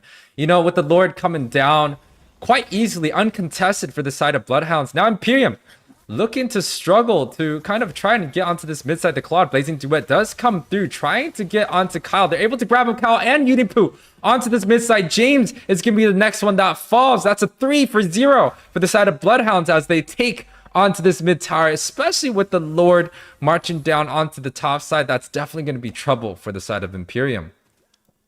Absolutely right. And we're actually seeing them heavy on these rotations here. Some good sniper shots coming in there for the side of Bloodhounds right now.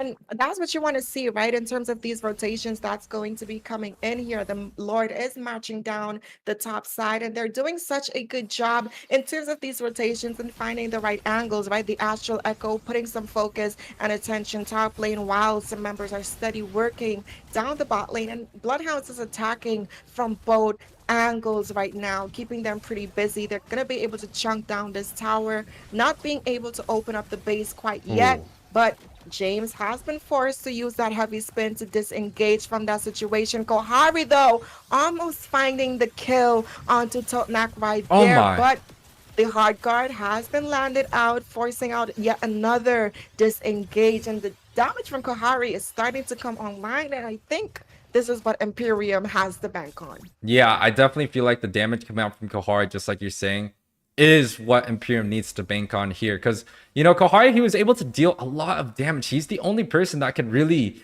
kind of force the time journey without a CC coming out. And he could definitely chunk Boca Roscoe pretty far down if he's out of position. But on the other hand, it definitely feels like the side of Bloodhounds is grooving pretty well with this Diggy. He's on a 0-0-3, not shut down.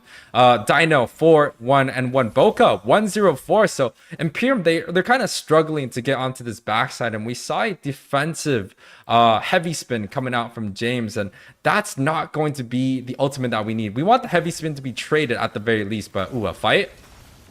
Yep, the Astral Echo as well as the Last Insanity forcing out 2 flickers in that engage. The hard guard did go on to Kohari, but it's not going to be enough. A penalty zone was popped though, but unfortunately the time journey was up, mitigating that CC. But they were still able to pick up Easy Peasy in that process. Yeah, they picked up Easy Peasy there. They got the shutdown, but unfortunately 2 of the members of the side of Empyrean fell. And one of them was definitely the marksman. And I feel like a marksman trade for the jungler is definitely going to be good. And that's another tower going to the side of Bloodhounds. Now Empyrean's base is completely left wide open. They don't have any towers onto the mid side. That's going to be a huge disadvantage. And Rem, take us through some of the items and the gold lead, man. 10K already? Absolutely, into the hands of Claude. He also has the Wind of Nature built in to give him some of that immunity to that physical damage that's been coming in. And if we look at the Beatrix, she's been starting to do some damage. She does have those penetration items as well as the Blade of Despair being built in here. I also think it's interesting that Unipool opted to go in for this Divine Glaive before getting some of that utility with the Ice Queen wand, right? There's not really much of magic defense coming in from the side of Bloodhound. So I feel like if she had a little bit of that utility faster on, especially up against something like the Veteran, You can also bait out the time journey from this Diggy if you did have some of those slows going in. But she is building up into that item right now, so we may potentially see that in the near future coming in. But something that's also coming in, the Lord marching down the mid side. There we go. The ice cream one did get picked up, but Bloodhounds focusing on proxying these lanes and getting that sinkage in as Now, this Lord marches down. I don't know if that ice cream one's gonna be enough. It's already quite late. Uni already chunked pretty low, and the Lord has been cleared, but the side lanes are definitely gonna be hit right now. Kohari desperately trying to push onto that top side. Dino able to use that last insanity. It doesn't do much, but it clears some of the way. So the penalty zone, 5-man flicker comes out for the side of Dre right here. They're able to get the heavy spin onto Claude, but he BM's eye backwards. 5-man are still standing for Bloodhounds, and EMP has already been down one of the members. Maybe a second one's gonna fall. No, Dino comes out with that Guardian Shield, or the Immortality, and another last insanity coming out, able to take out Kohari, and Bloodhounds is going to be able to take this series 1-0. And that was such a fast game, Rem. Honestly, yes, but it didn't really feel fast. I feel like it was such a back and forth between both of these teams. In terms of these team fights here, we saw some initial engages being popped out, but also some good responses, some shivers of hope there coming in from the side of Empyrean. But looking at the winners of this game here, Sleeves being able to secure that MVP, well deserved as well, being able to combo that blazing duet on top of some of the astral echoes being played in from Bo Carrasco, having pretty balanced team fight participation. Now every time I cast a game that Sleeps plays, you can call, if you want me to simp, I will actually say that I'm a simp for Sleeps. The way that he's able to just open up the map. Sleeps is one of those ADC players that's always focused on the towers, the crystal. He doesn't care about the damage. I feel like most of his damage comes in from those ultimate, especially when he's on a pick like the Claude. So really, really solid game being played from the side of Bloodhounds. And for Empyrean going into the next game, I want to see them pull out something that can actually be a little bit more front to back in terms of that composition. They really didn't have anyone that can get to the back line, and when they did, there was a Diggy. So I want to see them have a little bit more burst or some more backline pressure in this draft. Yeah, the Nova and the Diggy were just a little bit too hard to handle for the side of Empyrean, especially the Diggy, the time journey, that clutch 5th pick that EMP did not really think of. I felt like completely turned the draft around. It made all these team fights extremely one-sided. We could see the 5-man penalty zone. We could see the heavy spin coming out from Makai completely negated from the side of Bloodhounds, just with that 5th Diggy pick. So I definitely feel like this time around EMP, they have that Diggy pick in mind. I'm not sure if they're able to ban it out. There is a lot that's on the board. The Edith is still going to be taken away for the side of Bloodhounds, and I feel like that is a very good decision. Absolutely right. She's just a little bit too dominant. She's too tanky. And why does she deal so much damage, right? She doesn't even need to go damage items half the times. I think teams being generous, they just build a Feather of Heaven on her and with the Oracle, and then go full tank items, and she's still able to burst you down. Like we saw her getting triple kills in the first series of tonight. So definitely a very solid pick, whether you slot her into that EXP lane or that roam position. So she offers a lot to your team. She also has the ability to, you know, check some of these bushes as well as be that perfect set that you need. And she has 2 opportunities to do so. It's either she lands you with the knockup, which is AoE, or she finds that single target knockup and send back. But Nolan being banned out, pretty solid. I haven't seen much of him in action. I do know he's pretty strong though. In terms of the damage that he's able to deal. His DPS very high. He can burst you down quite easily. So very, very solid bans being chosen from both sides here. Yeah, but I feel like Bloodhounds, they're not really opting to go for the Nolan pick. They did so well with the Fredrin that it kind of makes me feel like they are very comfortable using utility or fighter styles of jungle. We haven't seen a fighter jungle coming out from Easy Peasy in quite some time, so I'm hoping that we get to see maybe the Martis or the X-Borg being picked up by him. It's always very Just like Didn't he just play Fredrin? Oh, he played Fredrin, but I kind of want the Yeah. fighter jungles. The He's fighter. a fighter. No. Fredrin's a Oh, fighter. Fedrin. Okay. Well, then I take my words back. Then Easy Peasy has definitely been put onto the fighters. Now EMP opting to ban out this Kaja. I do know Bloodhounds did end up missing a ban here. You know, I feel like Diggy is definitely something that counters a lot of the draft. I feel like EMP, they have to make sure that if they're going to be picking up something like the Terizla and Akai, once again, the Diggy needs to be banned out. And now the Raph gets banned out. It opens the Matilda being available. It opens the Valentina and also the Novaria, which has been picked up early by the side of Bloodhounds. And there's also still the Fredrin, the Boxia that's still available coming in from both sides. And both the marksmans that were banned out the first game, the Bruno and the Rithel, now are let open here. Something that's also open, Ewing, and I'm shocked you missed this, is the Angela. You know, it hasn't been banned out yet. She's been quite strong in the right hands. But again, to make the Angela work, you really need to have a front to back composition to keep up with the fact that, well, yes, she is still a support at the end of the day. So definitely something to keep in mind there. I feel like they should ban. Oh, Double. so both teams are actually Throwing going one. to skip a ban there. I don't know if this is strategy to leave something strong open. And now that EMP does have second pick, I will definitely say that the power is in their hands in terms of the responses that they have. So definitely, oh, okay, I like this. I feel like the Matilda, very solid. It's better in that mage position, and it's also capable of going in that room. But I do like prioing the Matilda.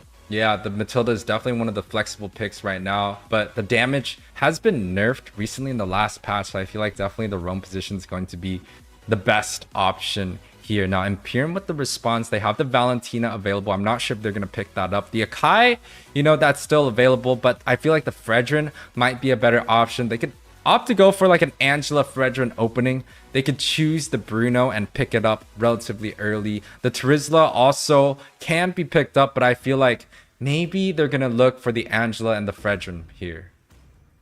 Yeah, and I think that would potentially be some of their best options. Or, oh, they're actually going to go for the Angela as well as Aretha. The Ducati. And I think, yep, we saw him play it actually, you know, before, and he was able to scale up quite well.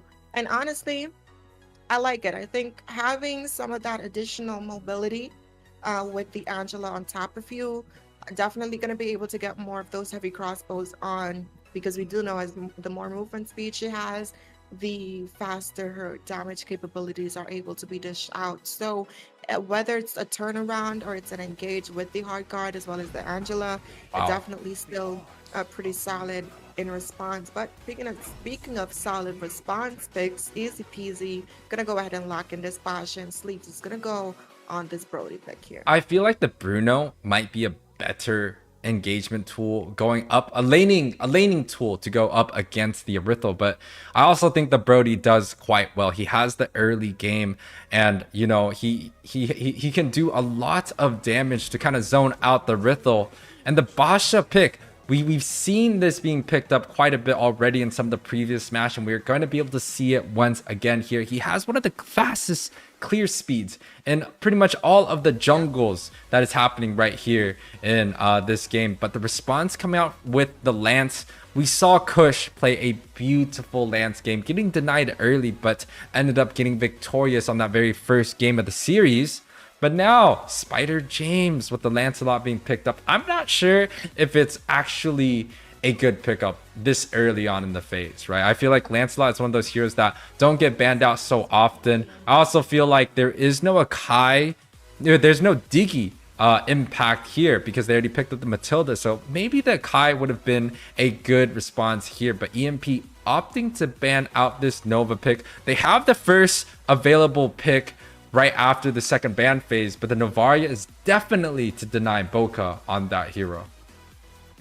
Even the Akai, I would have even settled for something like the Veteran. I feel like Basha is one of those heroes. He doesn't really care who you are. He can invade you.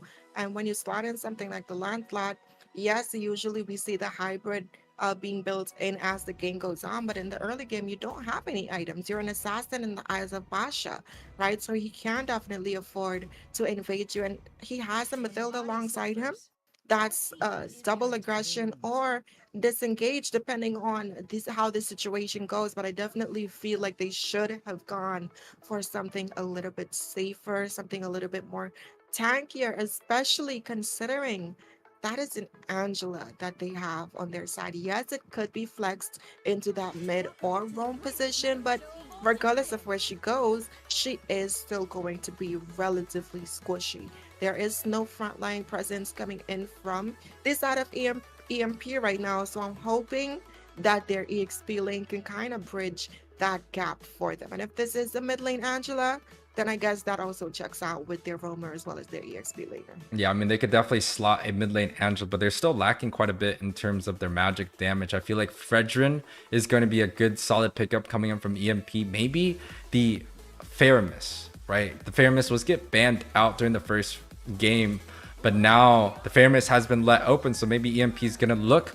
to lock that hero in. Now, talking about this Matilda pick, we didn't really bring it up earlier, but I'm going to bring it up now. Boca Rosa has actually played a mid lane Matilda in one of the previous series, so that's definitely something that we got to look out for, right? The Matilda, you said earlier you like it flexed into that mid lane. Definitely now looking at Bloodhounds' draft, they have the potential to flex this Matilda into the mid side. Paired up with the magic damage coming out from Boxia, it's definitely going to be enough magic.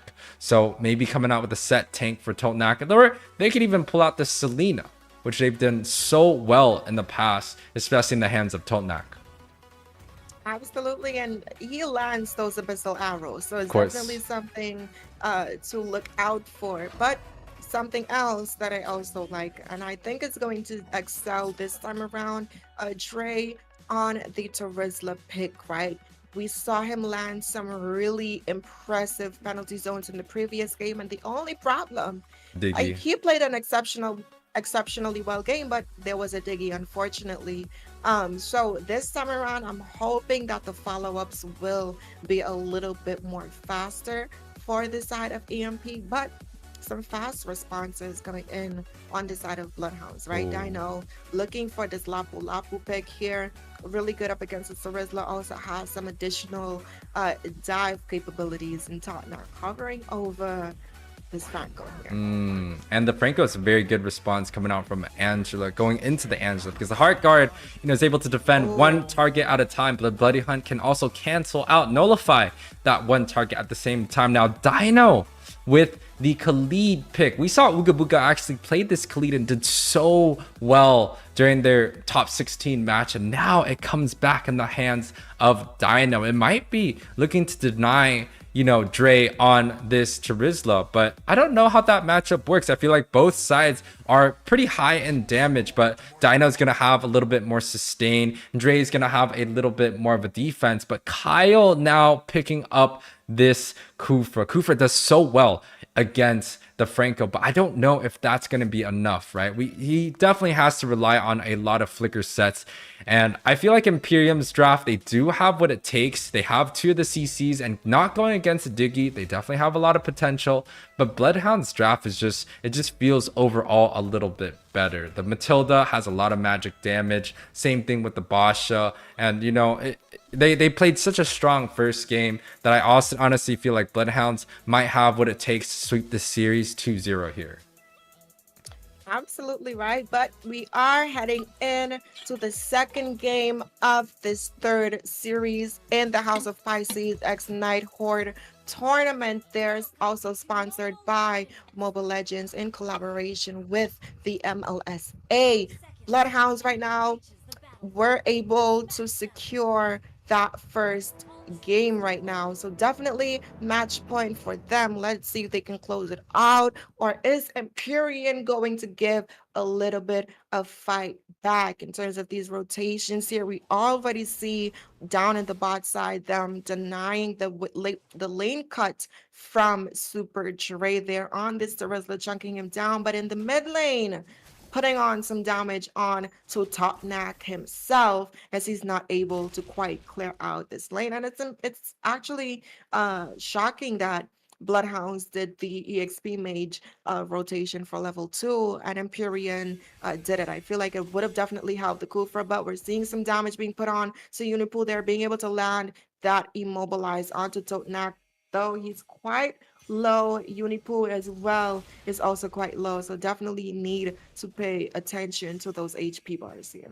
Yeah, you know what's interesting? Both team opting to go for kind of a mage support in that position, right? We have the Angela going mage. We also have the Matilda going mage. So both teams kind of lack a little bit in terms of that magic damage. I definitely feel like the side of Imperium is going to struggle a little bit more just having Angela as their solo mage here. But the bot side, James, ends up getting pulled here, but I don't think the pull came through. Dre is able to cut the lane, so he's going to be able to rotate a little bit fast, but not before taking a little bit of a poke coming out from Dino.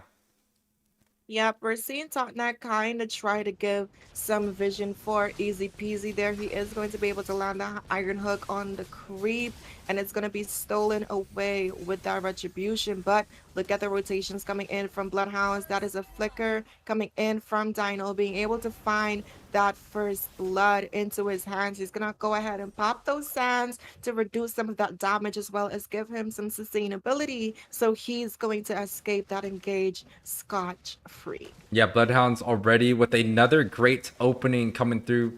They're able to take up this very first neutral objective completely uncontested. Spider James is struggling to get his level 4. And man, that Franco is so annoying. But the flicker play coming out. Ooh, good bloody hunt coming in, as well as that circling eagle from this Matilda, being able to find Unipool there. Also killing her after she used that flicker, so they weren't able to only get the kill, but also bait out some utility in that process. And again, I'm going to give credits to Kohari in terms of his micro there, being able to just rotate and clear out those lanes while Sleeps is working on this top side. So very solid rotations coming in from him there. And if we look at the goal lead right now, yes, he is behind, but he's relatively good at keeping that distance and bridging the gap. But looking at the rotations at the top side, it is a 2v1 situation. Hopefully, Sleeps is not going to be able to avoid this Kufra set there coming in, and Kohari is going to be able to secure that kill. Yeah, most of the gold lead is coming from the XP and also the jungle position, but seems like the Fredrin is the Terizla actually does quite well against this Khalid here, but ooh, a small pick off happening. Easy Peasy able to get the stun, and Dre's chunked dangerously low. Dino looking to grab up a kill, but the hard guard comes out, but the shield does not really make a too big of a difference. The anti-heal coming out from the box is just a little bit too much, and the roll is coming through right now. The Angela has to pop out to tank it, but he does not soak up the damage. The flicker play also coming out, and the Kufra is the one that jumps through to save the day. But is he going to be able to get punished? The Ducati has also came out. The Bloody Hunt also came through, but the flicker play coming out from the Matilda, looking to see if he could grab up that kill. Boca able to take out that Kufra, and the kills is going to be a 1-for-0 trade for the side of Bloodhounds. Now, that was such a good play coming in from Bukarasco on this Matilda. Yes, Kyle there did use that flicker, but unfortunately it wasn't enough to secure his life there. The rotations are already coming in from Dino on this Khalid, gonna help Boca clear out this mid lane as they can rotate a little bit faster, and that's going to be the neutral objective as well into the hands of Bloodhounds right now. And if looking at the gold lead, before it wasn't that far, but we can already see it scaling up in favor of Bloodhounds. Bukarasco though, with the circling eagle landing onto Kohari, unfortunately not going to be able to take him down. Angela with the hard guard, that is 4 members versus 3, and to make that 2, make that 1, as the hard guard was put on to Kohari there. A good bloody hunt from Totnak though onto Super James. Gonna be able to find that kill, but a good iron hook being landed out, but he's gonna have to use that flicker, but it's not going to be enough for him as he is going to be taken down. But speaking of being taken down, Kyle also being taken down from the rotation coming in from Easy Peasy on this Basha, and that's going to be a 3-for-2 trade there. Yeah, but you know, Imperium, they definitely still they got on top on that fight right there. They're able to take 3 of the members down, only trading 2. But at the same time, if you look at the gold lead, it's still very, very close. We're still looking at about a 2K, and you can see Easy Peasy causing havoc onto the top side. And he chooses to roll out, and the Ducati ultimate comes through, able to clear out this top tower. But on the other side of the map, Dino chunked a little bit low, but I don't know if they're going to be able to catch him right now. We did see a penalty zone as well as the phantom execution going out, but they weren't able to get anything other than a flicker, and I would also take that as it is as important as getting a kill here. Kyle looking for something, not going to be able to land that knock up though, but someone getting knocked down in the top lane, followed by a good iron hook onto Unipu, and that's going to be a double kill going into the hands of Sleeps. And once Sleep starts getting fed, he cannot stop eating. Someone put him on a diet before it's too late. But speaking of it being too late, another iron hook being landed, followed up by the circling eagle from this Matilda. It's so hard to escape the Matilda Airlines, but in comes Kohari on the Ducati skin. Another iron hook is being landed out. Another Tyrant's Revenge being popped in, being able to find the stun though, but unfortunately Sleeps is going to find a kill, but Kohari in response finding a double, being able to just use that mobility coming in from this Erythro pick. Yeah, the Erythro is actually doing quite well in terms of the farm, but I would say on the counterplay, the Angela has not been able to get what he really is looking for. Now Bloodhounds looking for a response right here. Kohari is going to be the priority target that they're looking for. He does pop the ultimate crossbow and he's looking to go in, but the Bloody Hunt comes through along with the Raising Sandstorm, able to pick up Kohari, and Unipu actually is the second one that ends up falling. Totnak has also fallen on this team fight, but is Easy Peasy going to be able to soak up all the damage? And yes, James uses his dash right there, and a little bit of a messy team fight, but is any other team going to be able to get anything here? A good penalty zone was landed in, but gonna go ahead and use that guided wind from this Matilda to be able to escape that engage for Easy Peasy, and he's going to be able to live to see another day. And again, I mentioned Sleeps being objective focused, finding these towers where there's no one to respond, and this is how he's going to be scaling up here. Another iron hook is being landed onto Super James, and I actually made this analogy yesterday when I saw him play the Selena, right? I said it's as much as impactful landing an Abyssal Arrow as much as it is landing these iron hooks, and he's not disappointing right now. Yeah, he's definitely landing a lot of these hooks and making a lot of impact in this game, and I feel like that's just going to scale so well into the late game. Kyle, with a little bit of a missed jump, try to reach for the air, but ends up not hitting Tonak, and oh my gosh, he almost violated Kohari with that hook, and a 4-man death ball going on to the top side. Oh, they're looking for Super Dre, gonna force out that flicker. Boca Roscoe with the circling eagle is gonna go in. Unfortunately, going to land him in the tower, but a good set there coming in from Khalid. Boca is gonna be able to pick up that kill, but in response, Kohari finding that kill as well. Hard guard is on top of him though, but Bloodhounds knows their limits. They're not going to push too much, and they're just going to refocus their attention. Yeah, and the Bloody Hunt has still not been used by Totnak, so he still has that available, and along with the flicker that's coming out in 3-4 seconds, and I believe it's going to be casted really, really soon as long as the damage dealer is coming through. But no, Bloodhounds opting to go for the Lord there, and I think that's a good idea. That's quite disciplined here. Now EMP has to try and retreat, and they have to figure out how they could get back into this game. And right now, circling eagle coming through. Yep, but unfortunately that is still a tank. They're not gonna have enough burst damage though, but a good iron hunt, bloody hunt there on to Super James, gonna be able to take him down. Khalid finding Rithel in that back line under the tower. We're seeing Immortal Kai looking for the kill. He's gonna be able to land the stun, and that tower shot is going to help Dre secure that kill onto Dino, and that is somewhat of a good response. It's gonna delay the aggression coming in from Bloodhounds, despite them having this Lord marching down the bot lane. I feel like the response was not good because they killed the Rithel, and Sleeps is also alive, and with the Lord marching down the bot side, and with Sleeps being there, they're gonna get a lot of towers for the side of Bloodhounds. A lot of the real estate is gonna go back in the favor, and now with the mid lane being quite open, it just opens all the jungle, and they don't really have a response for the Franco right here. Look, see, they're able to get the set, but the Iron Hook Iron Hook was landed in, though a 4-man penalty zone being landed in response as well, but Mathilda being able to find that kill, but it's going to be traded right back at you. Brody on the sleeves is going to be able to find this kill. We're seeing Dino as well being able to pop in to the back line, and he's going to find Super James, and it's just Unipool on this Angela.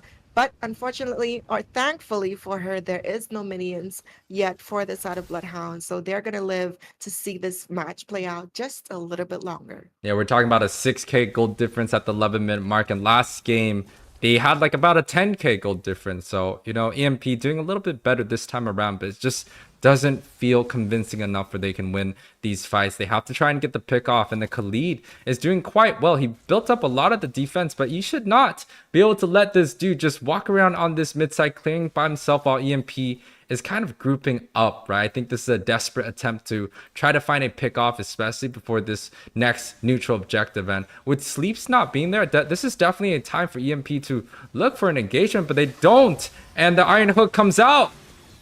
Yeah, but we're seeing them with the response. The hard guard was used onto Gohari. Oh my! Looking for Drake. Kufra finding a good 4-man set. Bokarosco is going to be taken down. A bloody hunt has landed though onto Gohari. But speaking of things landed, a good penalty zone being able to find Dino in that back line. We're seeing the rest of the members looking for the chase here. They're looking for Unipool on this Angela pick, but the flask of the Oasis and that shield is going to let her live to see another day to help Empyrean defend and hold on just a little bit longer. Yeah, and we saw the set coming out from Kyle. It's a 4-man set, but unfortunately Empyrean did not come out ahead in that fight. I feel like the positioning could be a little bit better, but it may just seem like Bloodhounds, they just understand how they play. Totnak 4, 2, and 10. Easy peasy. 2, 0, and 10. Playing such a clean game for the side of Bloodhounds. And they take this neutral objective completely uncontested. It's the Circle Eagle coming through.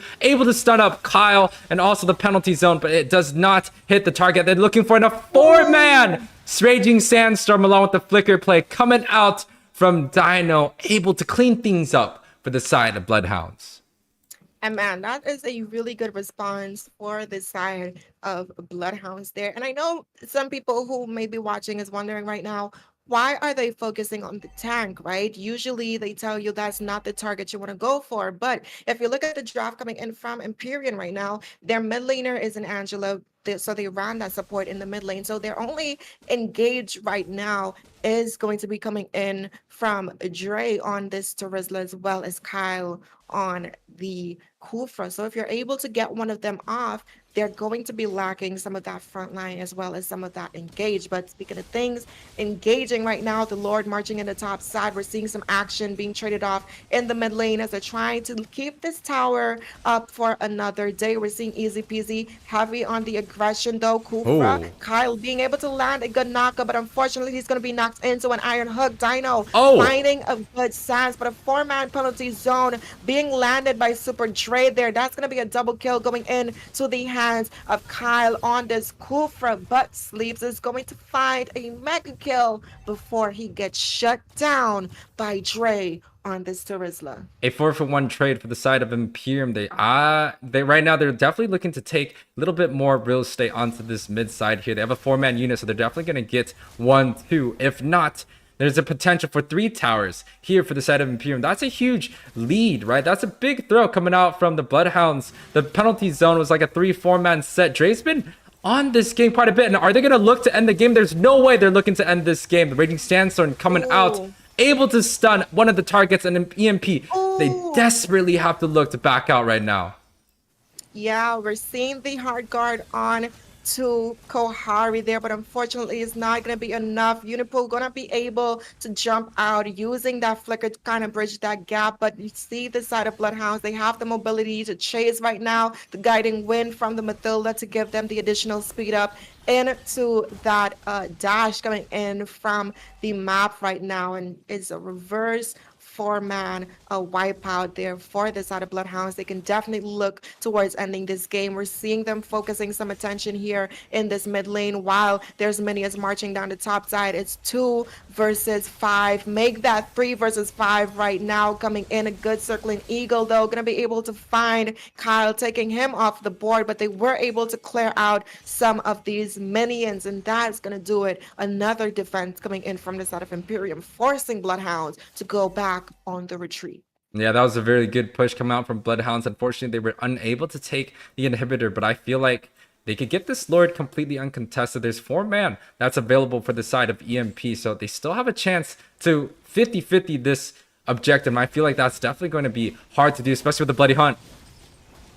Bloody Hunt was landed in, followed up by a penalty zone, though. The Torn Apart Memories is going to find that kill. Unipool, though, being caught in the sands of it all. Gonna be taken down by Sleeps on this Brody pick. Gonna be able to find that double kill. And that is also a Lord in favor of Bloodhounds, already marching down top side. We're seeing them trying to proxy this mid lane as well as that top lane, trying to attack them from 2 focal points at a time as they go in to engage here. Oh, the flicker play coming out. Oh, the Iron Hook also cancels out the Franco right there. And they actually missed the penalty zone. And that was a huge spell being used because Hari trying as much as he can to deal as much damage as possible. But Raging Sandstorm ends up taking him down along with the Kufra. That's going to be a 4-for-0 sweep for the side of Bloodhounds as the MP desperately looking to try and make what is worth. And Spider James looking to run away. But I don't think Bloodhounds is going to take the bait here. Absolutely right. It's just Angela trying her best to defend, but unfortunately up against 4 members from Bloodhounds as well as a Lord that's focusing on your base. They're not going to be able to get much done there. And you know, just take us into what just happened there, Yue. Yeah, it's a 17-minute game between the side of Empyrean and Bloodhounds. Bloodhounds able to take the victory 33-17. Sleeps again. MVP 12, 4, and 9, taking up pretty much everything. He has the highest impact, and also Totnak, I think, played such a dangerous game on this Franco. 4, 2, and 19. He's having so much impact in every single one of these games. Early on, he played the Diggy that completely countered out all the CCs coming out from Imperium, and now he plays this pick heavy hero, the Franco, able to get a couple of iron hooks that were so impactful early on and canceling out a lot of the Tyrant Revenge coming out from Kyle. So Bloodhounds really able to take these games quite well. Rem, bring us in some of the statistics. Yeah, but if we look at some of the statistics that kind of happen here for the side of Bloodhounds, heavy team fight participation, and we saw that being reflected in some of these engages for the neutral objectives, for the tower sieges, as well as these dives and pickoffs, right? There was always an outnumber advantage in favor of Bloodhounds, despite them getting wiped out as at the end. They're looking at sleep stats, like again, you know, that 58% damage to the tower we saw in the top side. While there is a team fight breaking out, he found the bot lane, being able to take 2 of those towers, opening up the map a little bit more for Bloodhounds. And once he was able to open up the map for them, he was able in turn to be there for more of these team fights to dish out some of that additional damage that they needed for these initial engages here and cleanup. So really beautiful game being played from the side of Bloodhounds. Imperium, they did fight back a little bit here. Kohari being there for 94% of those team fight participations, as well as Kyle. But unfortunately, they just weren't able to find the right targets in most of these team fights, and Bloodhounds able to always come back.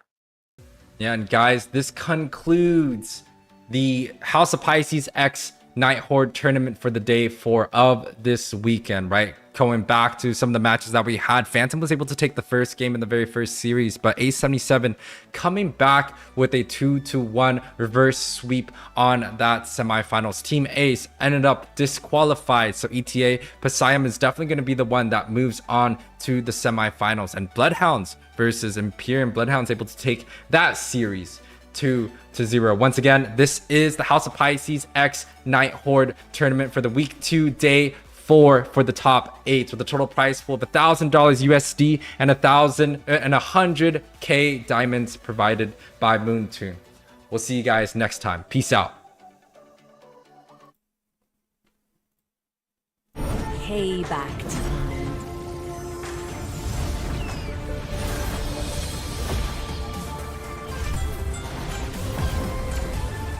My world is the sky!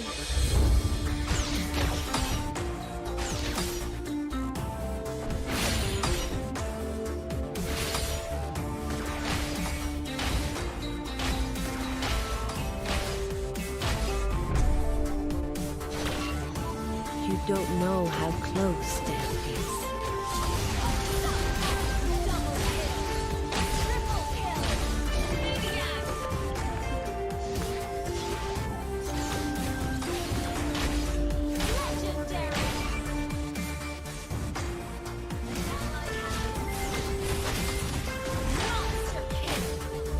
Feel my pain.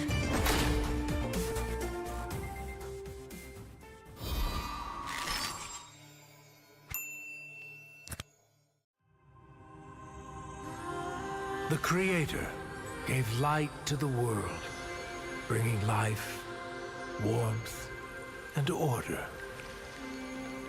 But from that act, darkness was born, and with it came death and chaos.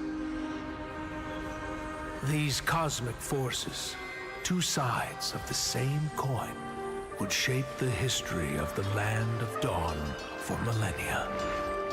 With prosperity and enlightenment came suffering and brutality. Led by the God of light and the God of darkness, the two opposing forces dragged the fate of all living things into their eternal conflict. But through the sacrifices of countless forgotten heroes, the era of strife finally came to an end. The gods were banished from this world, and peace was restored. Life flourished soon after, and great civilizations sprung up across the world. Erudicio among them. This would be known as the Golden Age. Of course, this is our history that every scholar in Erudicio knows by heart. But when I was swept into the infinite gateway, I looked back and saw something different. I saw the North consumed by the blight of war. I saw the Great Plains ravaged and soaked in blood.